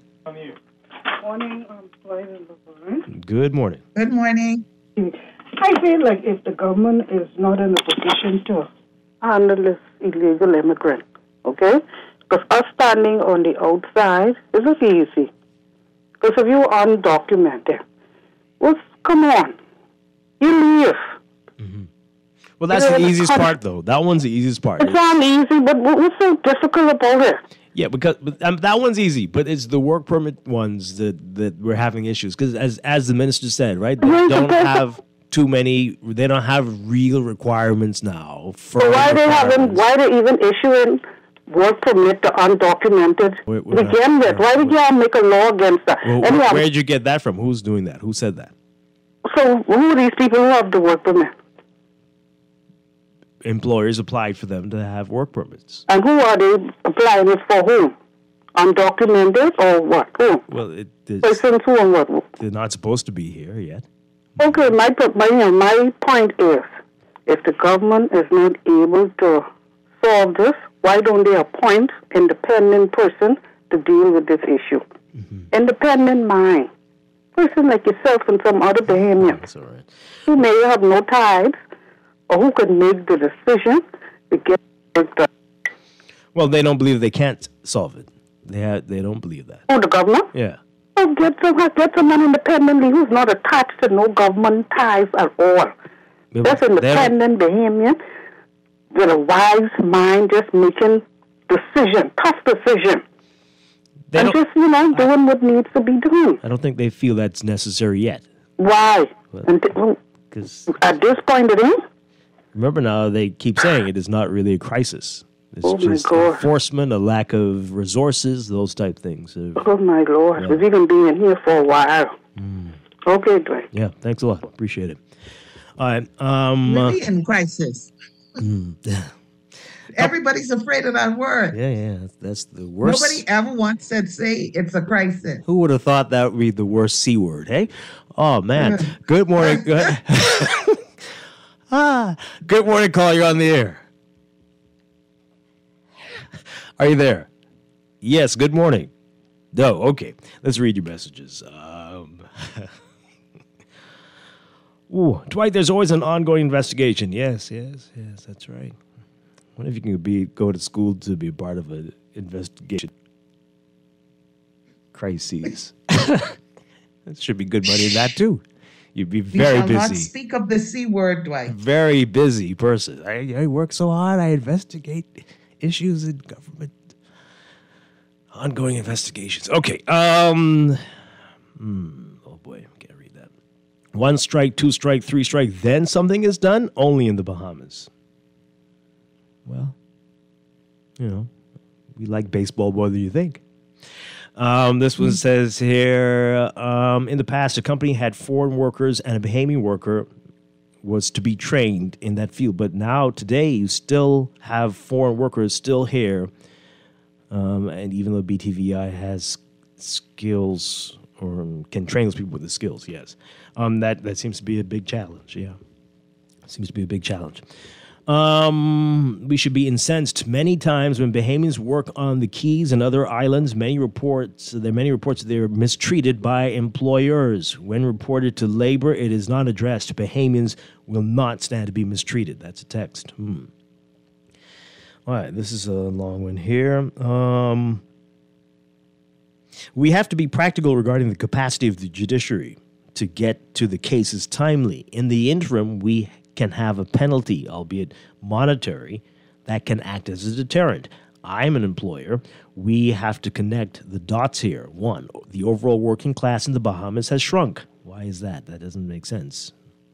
2, because of brain drain. Oh, okay. 3, the young people left here are virtually unemployable, functionally illiterate, and horrible work ethics. Wow. 4, they also believe that certain jobs are beneath them. 5, I've been trying to source an accounting clerk for 2 years with several unsuccessful attempts with Bahamians process, but are unable to do the work or don't want to do the work. Oh boy. Okay, I'm going to save your number, text her, and if anybody calls me back who believes they are an accounting clerk who has the right work ethic, let me know. And if you want, text her, I can connect you with them. So, yeah, they tell me yes. Okay, let's see if we can get this done. Yeah, we hear that a lot from some people. Laverne, it's not good hearing that. It's not. No. There is work that we have to do. Make no mistake about it. There's work that has to be done. And, when people like your texter, those are very real issues that they are encountering. I'm just saying that is not the general thing, right? Because we do have Bahamians who are functioning in their positions as accounts clerks. Wow. This texter, because you heard the minister say we need to deal with this mess. So this person's asking, did they squat humanely? Well, I mean, more than likely they paid their rent humanely. I could tell you that. But anyway, half of employed Bahamians don't want to work, and many who have jobs ain't working. This is probably the only place on earth that pays people handsomely to stay home. I don't know what you're talking about there. I don't know what you're talking about there. That I'm sure that's a few people. Half. Okay. The caller is wrong. This is why the injunction was in place. You have to evict people legally. Stop the emotional talk. Let's follow the ruling to get things right. And that is what the minister said as well, right? You have to do things the right way. It's not so much that Bahamians do not want to work, but rather that they do not want to work in certain fields that only pay a certain amount of money. Usually they involve manual labor. Let's face it, with competitive labor costs all over the world, in an open market environment, a certain job will only pay so much. But okay, so if that's the case, do you have the skills to be in a different field where you can earn more? And if you don't, what are you doing? Especially when people offering you the skills or the training for the skills for free. What are you doing? Why are you sitting under the tree complaining about how this job can't pay you, but you're not doing anything to make yourself more employable? Because there's a fraction of society that enjoys the talk. Oh, okay. That's the reality. Well, there's a fraction of society that enjoys that talk. They want to be able to talk about whatever and complain about whatever and not really do anything beyond that. That is what they do. Well, find a way to get paid for that then. Don't look. And then I can't complain. What? No, you complain. Yeah. Go and complain about how you can't get a job even though you can barely read. And, and find someone to pay you to do it, since that's all you do. Right? But, just sitting around complaining about it and not doing anything about it. Boy. Now, this person says, hearing Mr. Bell saying that the courts would be overwhelmed if they prosecuted all offenders was disheartening. What if we took that stance with all offenses such as murder, rape, robberies, etc.? We need to put in the work to at least put a dent in the crisis. Yeah, well, I think more of us need to say that we will be fine with that. That's one court backlog where violators waiting to get dealt with. I'm of the view that let's not even have to go to court. Let's empower, if we need to empower immigration, let's empower immigration to do certain things where we don't further contribute to the backlog in the court system. What does that mean? Sorry? Like, what does that mean? What do you want Empower to put like a big chain across your door? Yeah, they should be able to just shut you down. Oh, okay. Well, You're in violation, we're shutting you down. Even if it's just for the day or 2 days for the rest of the week, we're shutting you down, we're fining you. oh boy. Next, and keep it moving. Okay, Gestapo. Well, that's Yes. whoa. Oh, well. Hey, I hear you. Well, that would certainly send a message. Send a message. Maybe. Let's take a break for the news. This is Morning Blend on Guardian Radio 96.9. Stay with us. Brown girl in the ring, tra la la la la. Girl in the ring, tra la la la la. There's a brown girl in the ring, tra la la la la. Man, she look like a sugar in the plum. Come on and show me your motion, tra la la la la. Oh, come show me your motion, tra la la la la. Come show me your motion, tra la la la la. And she look like a sugar in the plum. This is Guardian Radio 96.9 FM, Nassau, Bahamas. The views and opinions of the host and guests are their own and do not necessarily reflect the position of the management and staff of Guardian Network. Wake up, it's a new day. Wake up, it's a new day.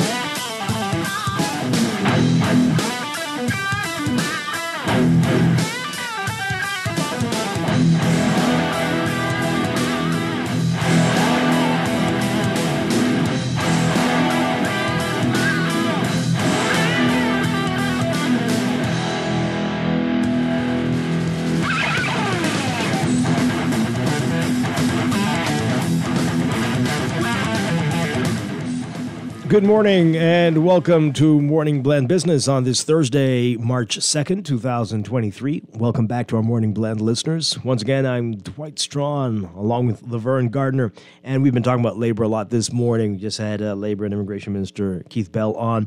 Now we're talking with the Department of Labor about their Labor on the Blocks 2.0 for the Carmichael Road community, and I'm here to tell us all about this. We're very pleased to welcome Simone Thurston, and I think we have Virginia Thurston with us as well. No, just Simone. Good morning. Good morning, Simone. Great to have you with us.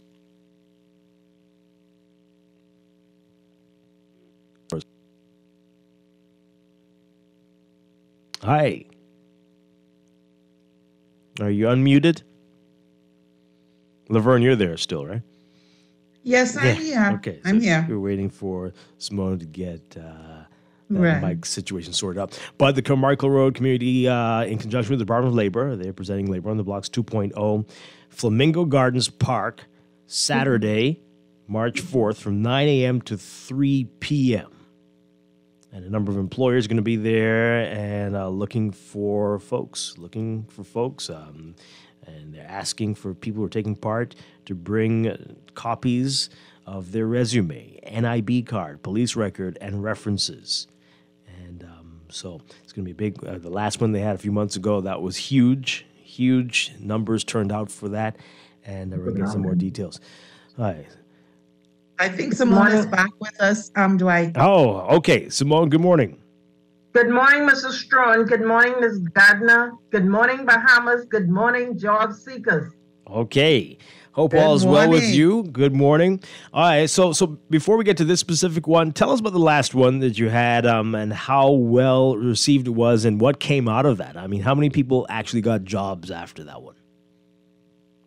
The last Labor on the Blocks 2.0 was held at the Anatole Rogers High School in the Southern Shores and South Beach community in October last year, and it was a huge success, Mrs. Strong. We had over 1,500 job seekers came out, and we were fortunate to have at least 30 plus employers attending the event. And at the end of the day, we can say there are over 250, 300 persons hired at the end of the session. Wow. Okay. All right. That's not bad. All right. So what are people looking for? What's most critically in need right now in terms of workers, in terms of employees? What employers are saying they need? Mr. Strong, before I go into that, with me, I also have a public relations officer, Ms. Virginia Thurston. Oh, Virginia is with you. Okay. Ms. Jaquel Smith, who's the coordinator of this job fair on Saturday, and Ms. Kiara Kiki Varacas. Oh, you got a full team. Okay, great. Everybody, thank you for being here. Thank you for being with us this morning. All right. So what are people looking for? What's in high demand right now? Okay, right now, as we have for this event on Saturday, we have over 35 employers, 40 employers, and we have a cross-section of employers registered for our event on Saturday, and they're looking to hire persons in the area of hospital construction, banking. There's manufacturing companies going to be there. Man, you name it, we have it going on Saturday. Well, we have the hotels, a number of hotels, restaurants, insurance companies, John Bull security companies, even government agencies. Okay, so we're going to get specifically into the folks in just a bit. I got to ask you, in our interview just now with Minister Bell, text messages have come in. People are saying, and the minister said it too, that a lot of employers are saying that the Bahamian work ethic is poor in many cases, and that people don't want to work. They aren't satisfied with the money they're making, the benefits, if there are any, and that because of this, the employers are like very frustrated. Is that what you're seeing as well? What is the reality out there? Is that a small number? Laverne believes that's a smaller number than what the employers are saying. But what's reality out there? There has been some feedback in that regard. However, we are trying to address that situation in short order. We're come April having a seminar workshop, and that is going to be geared towards job seekers, and it's designed to assist them in landing employment. So that is something we are working on. Also, we are constantly encouraging the job seekers to register at BTVI, the NTA. You know, those are the agencies that they can harness their skills. In terms of the soft skills, they can also go there and they can get trade. So all of those things will help for their job search effort. Do we have a bigger problem? Do we need to go even further back to high school, to primary school even, to teach people the types of attitudes to have and why there can be joy in working as in career, finding a career? Is that part of the problem? That is correct, Mr. Strong. And we've just this year we've already done 2 career fairs, the government high school and the other at the R.M. Bailey High School, and those were really successful. So we're taking it into the schools, the high schools. We recognize the need to go start on the young persons as early as the high schoolers. And so we're doing just that. Mm-hmm. Yeah. Oh, boy. All right. So hope is not lost. All hope is not lost at all. No, it's not. All right. So who should come out to Labor on the Blocks this 2.0 this Saturday in the Carmichael Road area? Who should come out? Anyone who's looking for employment, even if you're looking for better options, you're still welcome to come out. But if you're unemployed, Saturday, March 4th at the Carmichael Community Flamingo Gardens Park between 9 and 3 p.m. That is the place to be. With over 35 to 40 companies, your chances of landing employment is great. So if you're unemployed, you're looking for employment, you're serious about being employed, March 4th at the Flamingo Gardens Park in the Carmichael community, that is where you are to be. What do you need to bring if you because it sounds like some people will hire you right on the spot if you meet the criteria. So what should you have on hand? We encourage persons to come prepared, meaning you have to bring your copies of your resume, your NIB card, your your police record. Now, we have 3 locations, Mr. Strachan. We are here to assist, and we want persons not to show up, but show up prepared. So we are here waiting to assist persons who would need copies of their documents. They can go visit our Carmichael location, our Robinson Road location, or Rosetta Street, and we will assist them with copies of their documents. We also asking that persons come dressed appropriately, dress for success.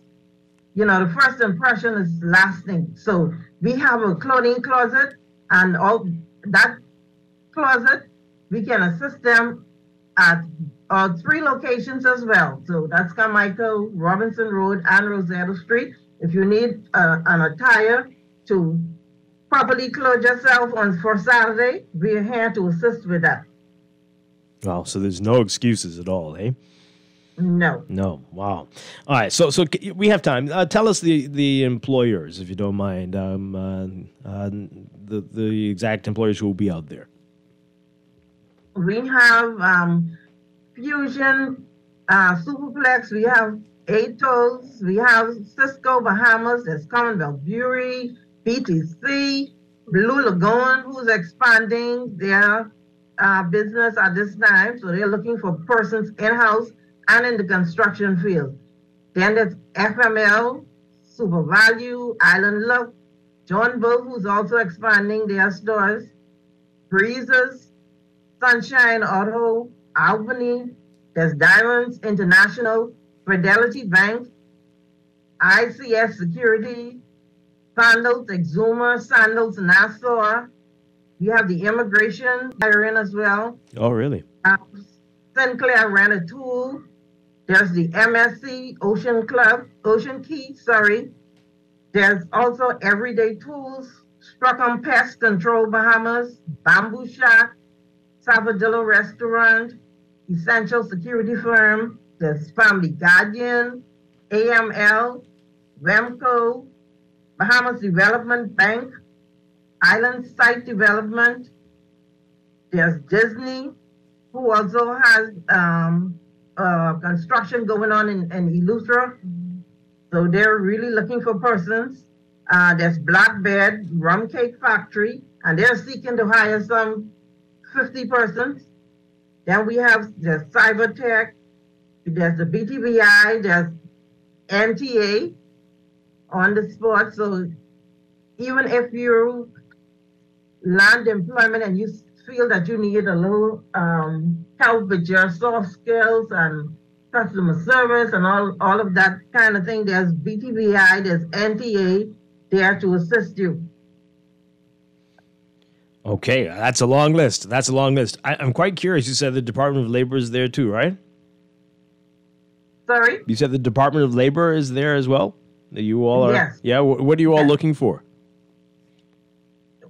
The Department of Labor is going to be there to register persons for the event. Oh, so you're not there looking for employees? No, okay. You're just going to be there. Okay. All right. I thought y'all were hiring too. Okay. Interesting. We're always hiring, so Monday to Friday they can visit us. We're always referring for employment, so they can visit us at any time, Monday to Friday. Okay. All right. Good to know. All right. So one more time, let people know what they need to bring, what they need to do. What is there anything you can do to help them with that? I think there's a bus that runs in Carmichael that will be able to take them pretty close to that event right at the clinic, and that's pretty close to the rail fair site. Mm-hmm. Okay. But persons are able to go on our Facebook page, Bahamas Department of Labor, and register. We have pre-registration, and that pre-registration is to assist them with quick access to the fair. There's also a QR code on the flyer that's going around. You can simply scan that and register. It takes about 5 minutes. So what is the registration for? You need to register? Register to enter the job fair. Okay. All right. So what if you don't do that? Can you still come, or you? Yes, you can still come. Mm-hmm. We have persons on site who can assist you with that. Okay. Okay. Excellent stuff. All right. So one more time, tell us what's going to be happening on Saturday and everything anybody interested in this needs to do. Okay. So on Saturday, March 4th, in the Carmichael community, between the hours of 9 a.m. and 3 p.m. on the Flamingo Gardens Park, just across from the Gerald Cash Primary School, there's going to be a labor on the block job fair. So we're encouraging everyone who's looking for employment to come early, come dressed for a job fair, dressed for an interview, come with all of your documents, and land yourself employment. This is a wonderful opportunity for all looking for work at this time. Okay, excellent stuff. And if you're an employer, you can be lucky enough to be hired on the spot. Yeah, right. That'll be fantastic. We've had that in the past. If you're an employer and you're like, I need to be a part of this too, is it too late? Can you get in on this? Well, it is a bit late, but if it's someone who really wants to be a part of this, we'll see how best we can assist them. Mm-hmm. So who should they talk to? They can call and ask 302-2587, ask for Ms. Jaquel Smith, or 302-2599, and ask for myself, Mr. Simone Thurston, and we'll be happy to assist. Okay. This is great stuff, and I was at the last one at Anatole Rogers. That was a whole lot of people. Oh, my goodness. Saturday is going to be quite something, I'm sure. Ladies, thank you all. Yes. We anticipate having a wonderful day out there, and we expect to see you as well, Mr. Strachan. All right. Okay, sounds good. Thank you so much for talking with us this morning, and I hope people take advantage of this. Right? No more excuses. And you mentioned your partner agencies, and they've been doing so much to help people to get prepared for the labor market as well. They're practically giving you opportunities here, right? But Simone Thurston and Virginia Thurston and Jaquel Smith and Kiki Varakis, yes? Thank you all. Appreciate it. Thank you. We are excited about this event, and we just, on behalf of the Minister and the Director of Labor, we just wish to extend a heartfelt thank you to all of those employers who are partnering with us in this event. Okay. Yes, absolutely. Labor on the Blocks 2.0, Flamingo Gardens, Saturday, 9 a.m. to 3 p.m., folks. All right, we're going to take a break and be back with more Morning Blend Business here on Guardian Radio 96.9. Stay with us. Break it, snap! Come on!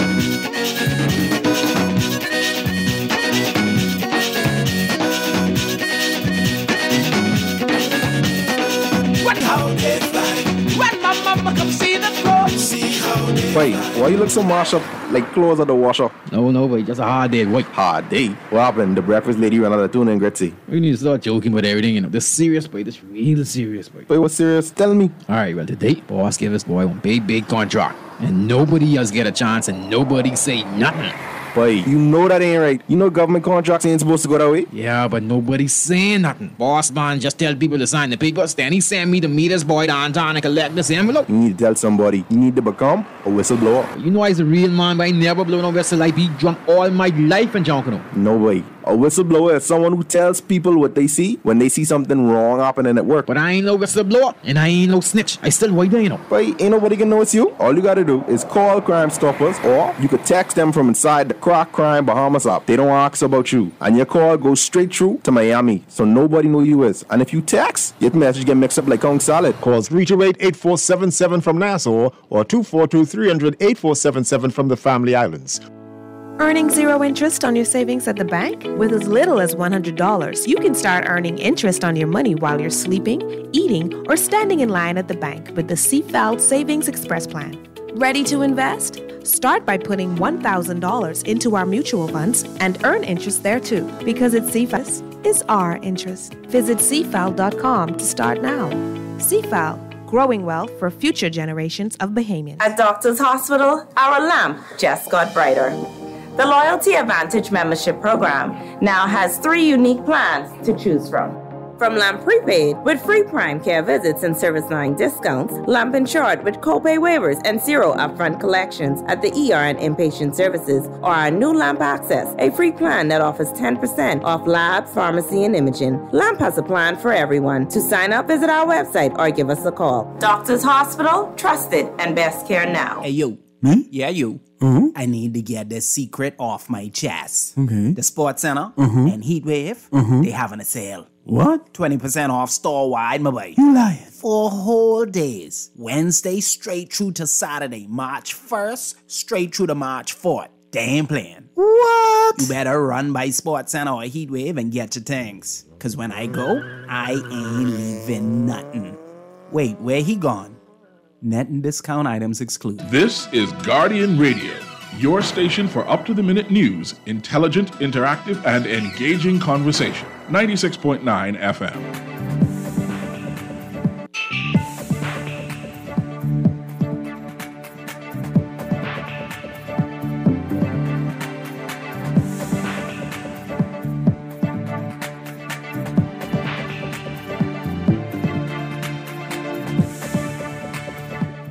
It is time for your morning business report brought to you by CFAL. In the first Bahamas Electricity Corporation and BPL combined annual reports made public in 5 years, the power company's dire financial position is outlined. The 2016-2018 annual report and the 2019-2020 annual report were tabled in the House of Assembly yesterday. KPMG is the independent auditor's report, points to the company's continued negative cash flows, operational losses, and impending maturities of all its obligations over the 5-year period as the basis that a material uncertainty exists that may cast significant doubt on the corporation's ability to continue as a going concern. As of June 30th, 2020, BPL had $52.5 million cash, $49.9 million accounts receivable from the private sector, and $71.6 million from the government corporations, departments, and ministries. Total assets, including recoverable fuel charge, property, plant, and equipment, amounted to $888.2 million, with liabilities equaling the same amount. The company's objectives when managing capital are to safeguard its ability to continue as a going concern, according to the report, and maintain financing ratios in line with debt covenants. As of June 30th, 2020, the company secured a $75 million bank loan with the principal balance amounting to $45 million, or $60 million as of 2019.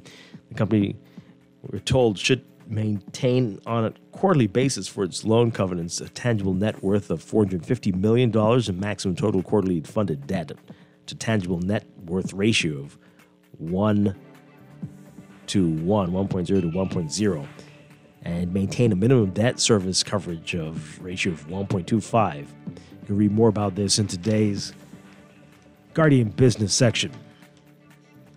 The Naval Innovation Center at Monterey, California, is building a partnership with the University of the Bahamas as the entities work to solve issues related to climate change. That's according to the U.S. Secretary of the Navy, Carlos Del Toro. He said, addressing an audience at the University of the Bahamas yesterday, that the relationship between the Bahamas and the U.S. is central to change and in ensuring the economic strength and safety of both countries. Deputy Prime Minister and Minister of Tourism, Investments and Aviation, Chester Cooper, tabling the Tourism Development Corporation of the Bahamas bill which, among other things, seeks to establish a tourism development fund.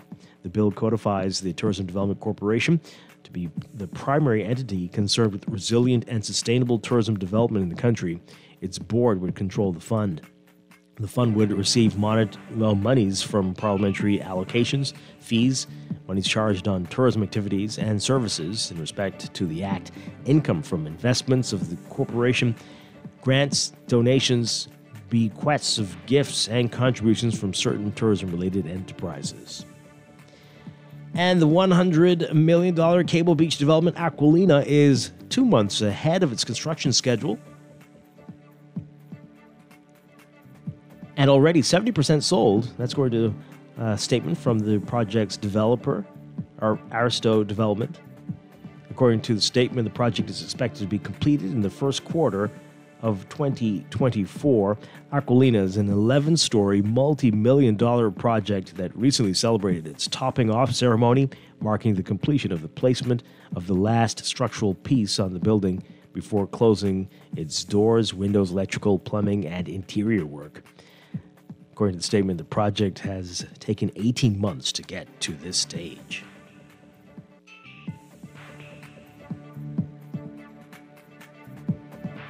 Overseas, inflation eased only slightly in the 20 countries that use the euro currency, as the pain from higher costs for food and fuel persists and gives the European Central Bank no reason to slow interest rate increases aimed at getting prices back under control. The Consumer Price Index reached 8.5%, a drop from 8.6% in January, according to the European Union Statistics Agency Eurostat. The figure was higher than analysts' expectations of 8.3%. Inflation is down from its peak of 10.6% in October, but its persistence has surprised economists, with figures from Germany, France, and Spain coming in higher than expected this week. Prices for food, alcohol, and tobacco rose 15%, up from an already painful 14.1% in January, outpacing even energy costs amid Russia's war in Ukraine. Energy prices grew 13.7% from a year ago, but were lower than the 18.9% boost in January. And in the UK, they are grappling with a major vegetable shortage. When European Union chief Ursula von der Leyen visited Britain last week, some joked on the social media that were encouraging her to bring some tomatoes. People in the UK have had to ration salad staples like tomatoes and cucumbers for the past 2 weeks amid a shortage of fresh vegetables.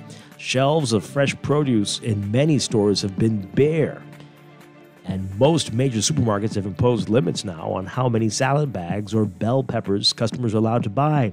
Officials blame the problem on recent bad weather in Spain and North Africa, saying the shortages could persist for up to a month. But many people were quick to point out that other European countries don't seem to be suffering the same challenges, leading some to wonder if it was a consequence of Britain's divorce from the EU. Britain's government has rejected that suggestion that Brexit is to blame, but shoppers are not happy, and the Environment Secretary has suggested that consumers should cherish British produce and eat more turnips instead of importing.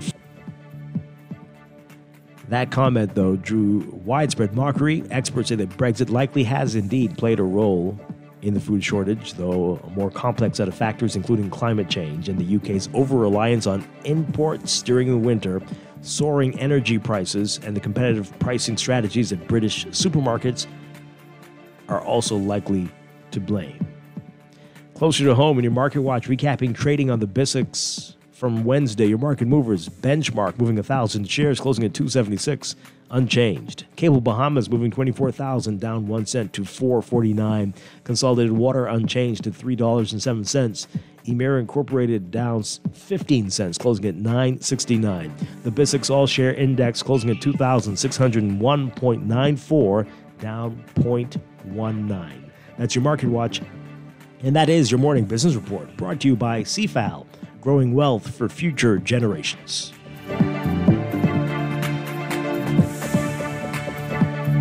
This is Guardian Radio, 96.9 FM, Nassau, Bahamas. Yes! can't find no good man. And they must see the eye glow, say. Let me tell you why. Oh, when you listen to this, yes, man. Right, let's go. I hear you saying good man is hard to find. All I can say is this gal must be blind. I don't think you know what a good man is like. They the liars, cheaters, schemers, then they tell you take a hike. All them kind of fellas give man a bad name. Welcome back to Morning Bad Business on Guardian Radio 96.9. Dwight, Strachan, Laverne Gardner. I don't know what this song is here for, but hey, Laverne. Just trying to figure it out. Oh, is that the employer saying that too, right? Huh? What? Okay. I see. Oh, what you see is what you get. Okay. Oh boy. Yeah. So we're going to continue talking about the labor issues, and right, we got a serious problem, and big problem. We got to sort this out, and we want to hear your solutions on how we can get young people to have the right type of work ethic. If you do have solutions, I do want to get to. We didn't get time to get to that earlier in the show, but to what the police are saying and their plan to keep murders to the double digits, because this is crazy talk. I mean, that's right. I mean, not the objective to keep murders low, but to say that you're going to set out to ensure that they don't get above the double digits. Oh. How are we going to do that? I don't understand it. And is it always possible? But this year you're making. I mean, right? They did say that last year too, but they didn't do it. So who is to what? How do you do this? How do you you're going to make an appeal? You're going to make an appeal to all, right? How do you do it? You get to all the people, say, please, this year, don't murder, don't do it. I know you want to. I know it's in you. That's all you think about. But we're trying to keep the numbers low this year, so please don't murder anybody. Okay, Commissioner. I'm on board. I'll wait. What? I'm sorry, Dwight. Can you get me in for next year? Right, that's how they sound. Can you get me in for next year? I want to be one of the first for next year, but I'll keep the numbers down. What is it? I just don't understand.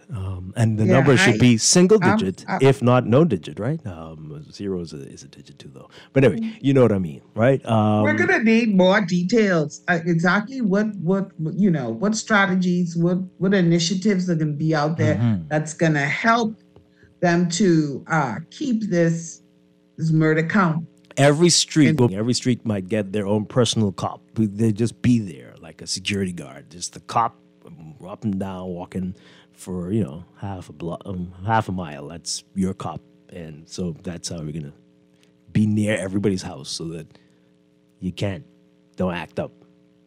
Is that it? Well, or will everybody who's ever attempted to murder somebody or threatened to murder somebody or had an attempt on their life, we're gonna put them somewhere?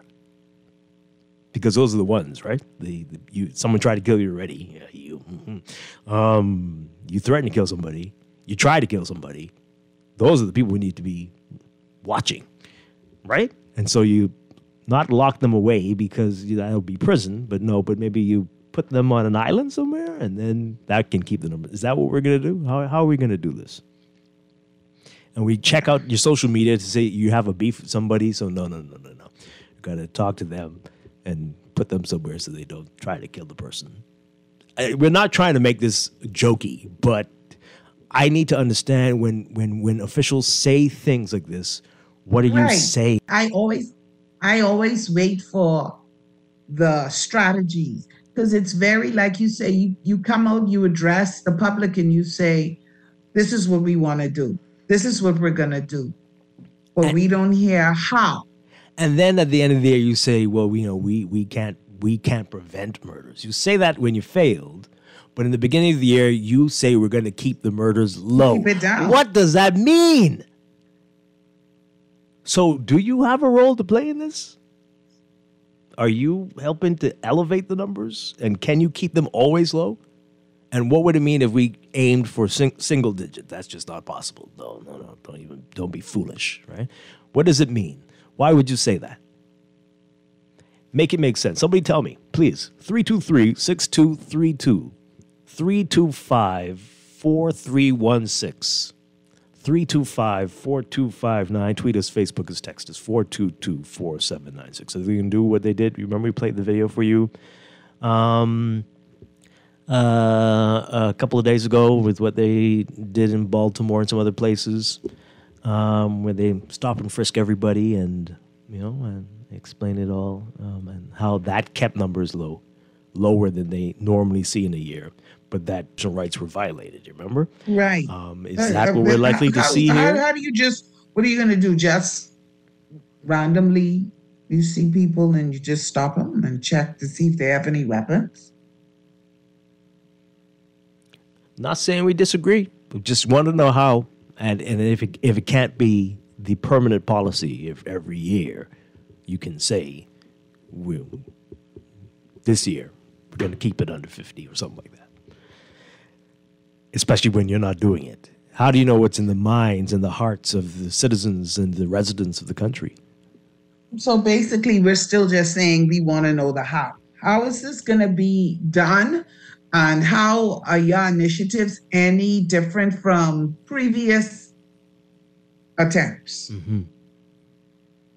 How can you guarantee that you're going to have the kind of outcome that you would like to have? Maybe you can't guarantee it, but why do you feel so confident in your strategies that they'll be more impactful than past strategies? But the only way we can know is that we need to know what these strategies are. And let's see if this caller knows. Good morning. You're on the air. Hello. Hi. Good morning. Good morning. I went to Rogers School to watch hundreds of people to get their job there. 99% of the children in our schools are Haitians. The teachers will tell you that. When they had the storm in Abaco, most of those Haitians had died. Where did all these Haitians come from? Now they're occupying, in Abaco, occupying those houses. A teacher told me, what is the teacher in Abaco? She said that children are calling from Abaco saying, I was in the school, I want to come back to school. She said she has all of the names of the children, but yet they're saying they attended the school in Abaco. Then when you see Bell them talking, my cousin said they have a gardener who works, and he told them that my dad said he paid $4,000 for his passport and work permit. Said, don't call me daddy no more, because I'm carrying Bahamian names.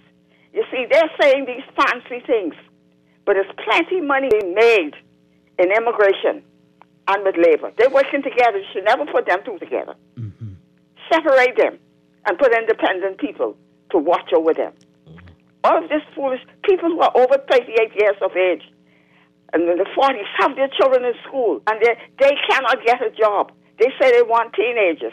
Bell hired 140 of those Haitian children but have a Bahamian names. And they're Haitian. How can they overlook Haitians? This pack of foolishness. But you tell him for me, he will not get back into Carmichael. Oh, dear. Okay. Because we know what's going on. They can fool the media. They can fool people. But we know what's going on. And they got to stop this foolishness. They're making Davis look bad. And he better stop it. Bannister did the same thing. He come behind doing the same thing. We are fed up and we are tired with all this. Bahamians are lazy and all these work permits. I went to an eye specialist who was attending my eye. He was a Filipino. And I can tell you where, but I'm not going to say where his office is. He had 5 Bahamians working there. And he attended my eyes. When I went back the last time, he fired the 4 and kept on 1. He said, because the government, not this government, once he come up with $250,000 to stay in this country, he brought back, went to take the Bahamian place. These are the things that's happening, but they're quoting this thing and making it feel like Bahamians are lazy. And you went and did Anatole Rogers. You said anybody was hired? I got tired of standing up there watching it. Well, they say a few hundred were hired. Did you say anybody was hired? This is only a farce to make the Bahamians stay away. And foreigners are taking over our country. This can have to stop, and they will see this when this next election comes up. Thank you. Well, okay. Well, So no strategy takes. I don't know what to say. We'll ask tomorrow. We'll ask more about it tomorrow. Some of your messages are saying similar things, though. I've got a good one here. Oh, boy. Dwight, these employers want a high school graduate to do a 4-year college student's work. They want a 4-year college student to do the work of a 5-year experienced veteran, and they want a 5-year veteran to do the work of a 20-year veteran. They only think of maximizing profits, and labor is the easiest variable to change in maximizing profit. But in life, whenever you want to be cheap, don't complain about the results or the quality you receive. Wow. That may be true in some cases. We don't talk about that. We talk a lot. And let me say again, I'm sure that this, when employers make these complaints, they're genuine. But we talk about, we hijack that, okay, they're saying that they can't find qualified Bahamians and Bahamians don't want to work and all of this, but why don't we also need to have that aspect of the conversation? What exactly are you requiring? Are you requiring above and beyond what you are willing to pay, the scope of work? You're looking to find one person to carry out a role that you know within yourself should be a 2-person role, but you only want to pay them minimum wage? Like, what are the living conditions like when you say, okay, we want you to come to this island, we want you to work? What are the conditions really like when they get there? But we don't talk about that aspect of it. We don't talk about the aspect of that those of us who maybe fall into the, I think, would you call it Gen X or baby boomers category, we did so much on our jobs that was above and beyond, but we did it because we wanted to keep it going. We weren't compensated. We didn't ask for compensation. We did things that became a part of our job that shouldn't have become. Very and now interesting. you have a new generation who would say no. If I need to be compensated. It's very interesting that you mentioned that. Someone messaged me saying the same thing. I started my job working for minimum wage plus commissions, and in less than 4 years, I was running the entire division. And it seems like folks from a few years ago were willing and saw the bigger picture and were in for the long run, and didn't need, or at least could appreciate that you work your way up to that. But it does seem like a lot of younger people are just not going to settle for that. They need to be at the top from day one, almost. It seems almost. And we're not saying in some cases, Dwight, they know their worth and they're saying, they may not come in and say, I want to be the supervisor, but they are looking at what you're requiring, and then they're looking at the compensation and they're saying there is a disconnect. Yeah, and we need to have a whole show on this, right? And because I think attitudes have changed, and folks will be like, okay, I see this is a stepping stone. This is not optimal. These are not the best conditions, but I can move from here to there, and it'll be better there, and then I will move somewhere else after that, and I will get to where I want to be soon. And then look at some of these environments, these work environments, they're very toxic. Mm-hmm. Yeah. Let's take some calls. So we're talking about a couple of things. So we're talking about labor and the labor challenges in the country, and we were talking with the Labor and Immigration Minister earlier, Keith Bell, so people are still responding to that. And as I said earlier, we didn't get to talk about what the commissioner laid out in his policing plan, and the interesting talk about the aim, again, to keep murders under 100 this year, which is a beautiful, beautiful aim to have. But we just would like to know how can it be like that all the time. Good morning, caller. You're on the air. Morning, Dwight, and good morning to Laverne. Hi. Good morning. Wonderful. I listened to your show this morning. Very good show, but I also heard a lot of stuff by the ministers and all of them, all the same old hot air balloon stuff what they've been talking about. And I say, why do I pull in? You ain't feel someone pulling your ass, morning? I say, why don't ask him? He worrying about shantytown dwellers and where they could go. Why you ain't ask him what happened to them people where they knocked down the homes, they knocked down the Bahamian homes in Abaco. I give them a certain time to get out and they knock them down. Mm-hmm. But see, I ain't really called to get into all of that. I hear the lady said what she said very well just now, right? Only one thing she missed, She missed up. She probably said, well, Brave Davis, they're making Brave Davis look bad. Brave Davis doing a good job of making himself look bad. What I want to send you, Dwight Oliver, I want to send you all a clip that I have of Mr. Davis. This ain't something I can talk on the air. But if you have a WhatsApp number, give it to me, and I'll send you a clip, and then you could probably find that lady and send it to her. How about that? You got a number I can call or WhatsApp? No, line, and let me get your information, and then I'll reach out to you. Okay? Yeah. Now, is this, does he want to talk to us? Yes? Okay, so Minister Bell is back with us on our Zoom. Good morning again, sir. No? He's muted. Muted? No, or is he gone? What? Maybe because he's not on Zoom.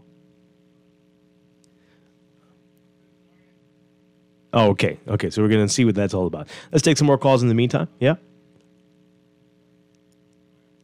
Let's take another call. Good morning, caller. You're on the air. Are you there? No? Let's take the other one. Okay. Good morning. You're on the air. Are you there? Okay. All right. And one more. Okay. He's on Zoom. He's on? All right. Is this you, Minister Bell? He's connecting. Okay. Oh, this is interesting. Let me read this text while we wait to get that sorted out. This person says, the minister says that the young men headed to pick up their bed and walk plenty of jobs on these islands and keys. The young ladies stopped some. I don't understand what this text is saying. Okay, don't understand it at all. Okay, but the minister's on Zoom, so maybe you want to go to him. All right. Minister, good morning again. It's muted. You're muted. You're still muted. Called to show me off your Okay. I'll call in the beginning. All right. You're back? You're back with us, Minister? Yes? Okay, let's make sure what's happening there. All right, so let's just confirm what that's about. Okay, I think that might have been an error. It's a good thing some things were muted for the whole thing. Wonderful. This person says, I applied for a job at a prominent business here. I passed the test with flying colors, but wasn't hired because I wouldn't cut my hair for religious reasons. Later, the business owner was in the paper complaining that people aren't passing the test. Make this make sense. Wow. What do you make of that? They say they can't hire anybody. They can't find anybody, but that was the only issue there. And we are hearing about that a lot. What do you do? What do you do? Very interesting. This person says here, they're offering the foreigners luxury homes to live in and then paying them thousands of dollars a month. Well, certain types of foreigners, that's what you're saying, right? Yeah. Another person, where are they searching? Because the people stuck here didn't take the chance to leave with others, have a similar issue with poor treatment on jobs and terrible pay. You're saying they don't have a problem with the terrible pay and the jobs. Oh, but I mean, maybe where they're coming from is much worse than what they're experiencing here, right? And we have to think about that. They're willing to work in these uncomfortable situations that Bahamians won't, and that is understandable.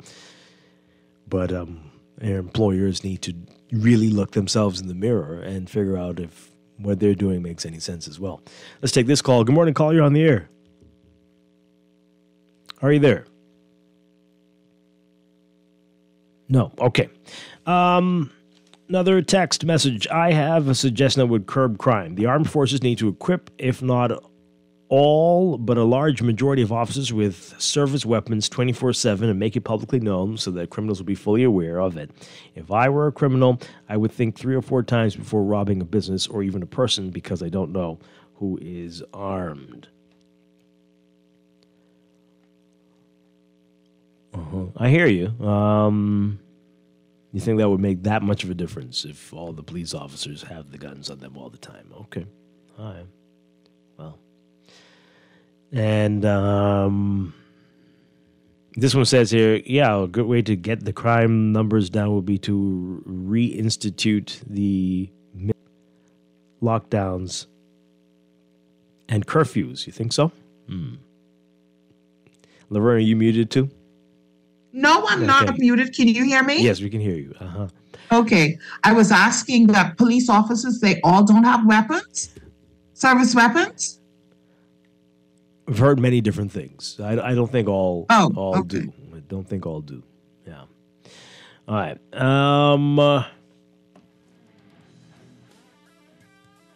And let's take just a couple more calls before we have to wrap things up. Caller, good morning. You're on the air. Hi, good morning. We can hear you. Is that me? Yes, you're on. Okay. Godly day, this is Strachan along with you and Dwight. Dwight, we need justice, law, and order in this country. Several things I want to say, right? When I could have seen, I've also started working on a low pay. But guess what? After a while, I was next to the boss. I was running certain businesses, okay? Certain places, right? I was head of certain places, okay, with a lot of men working on, okay? What I've noticed nowadays, right? Certain places, you would find foreigners running the place, own the place, and you have workers, you know? Not only that, second in command is foreigners, okay? So the thing is, not only that, certain places you go, people that would are Bahamian, you have to, shout at them in order to get service because they communicate among themselves, okay? That's what government need to crack down on. How those people would have a job, including police, to work. Because they're not working and they're getting our money for nothing. That's why we got to cut their pay. So they'll got to stop talking foolishness and see what's happening on the ground. Thank you. Okay, that came out of nowhere there. And one final call this morning. Good morning, you're on the air. Hey, good morning, Dwight. Good morning to everyone. Hi, good morning. Yeah, listen, I have a couple of recommendations I want to make. So we started a conversation last week about the security partnership with the police. I believe it would be good for the police to consider security forces, all those security firms, as a third arm of the police force. How we have the reservists, the second arm. Let the security forces be the third arm. They're already registered as a national security anyway. Now they just need to get a proper training so we get scrutinize applicants, persons who we bring on board, and ensure that they meet the criteria to get the training. Give them power of arrest. And teach them how to do proper investigation and proper reporting.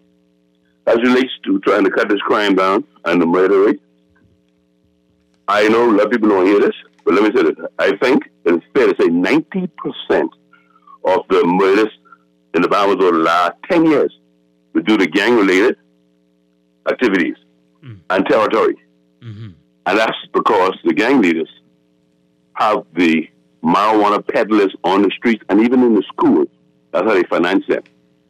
Might as well legalize marijuana to some extent and allow these Rastafarians or these guys in the gangs who know about this marijuana cultivation to cultivate marijuana so they can stop killing one another for territory. They make their money through legal means of marijuana cultivation. Still have to continuously improve the curriculums in the school system as relates to not just more vocational classes, but we got to look at ways in which to teach these kids how to start businesses and how to deal with conflict resolution. We have to also put in the schools or even in the communities. I believe all these communities, all these members of Parliament have this $150,000, whatever amount it is a year to spend. They pump that into more youth activities. The whole thing is to say that they will find things for idle hands to do. There are too many eyes, young kids, and too many of them on marijuana. I can tell you this. So we need to find a way to get them actively involved in positive activities so they don't get recruited by the gang leaders and they don't get involved in this marijuana thing. Yeah, I hear you, John. Thank you very much. Appreciate it. Appreciate it very much. All right, so just as we go, Laverne, just letting you know what the commissioner is saying, right? He's saying that he wishes the number could be 0, and he doesn't have a specific number in mind in the double-digit range, but he's saying that they are going to have a 0. All right, so, quote, "We are looking for members of the public and other stakeholders to work with us to make that happen. This will entail flooding our streets with police operations in all areas throughout the Commonwealth of the Bahamas. We'll be leading by the front. I will be in full force along with my senior executive leadership team in this fight against crime." And he's got 6 priorities: revolutionizing community policing to prevent crime, taking a zero-tolerance approach to minor and major crimes. We've been saying that for decades, right? That needs to happen. Restructuring internal processes to impact crime prevention strategies, partnering with law enforcement counterparts to expand policing capacity, and practicing approaches to youth and gang violence, optimizing technology and crime prevention and police operations. So, we're rooting for the police. We hope that can happen, but we've got to get into the hearts and minds of the Bahamian people, too. They have to be on board and have to, right, eschew that killing spirit. Something is wrong, and we've got to start with the little kids. And now, and again, look at some of those programs we talked about earlier in the week. We've got a lot to do, and they can't just be the police saying these things. Everybody has to be on board. Anyway, interesting show this morning. Laverne, thank you so much for being here with us. I'll talk with you again next week. And I'll be back tomorrow morning with more Morning Blend and Morning Blend Business right here on Guardian Radio 96.9. Dwight Strachan, have a great day. Stay tuned for On the Clock with Aaron Green coming up next.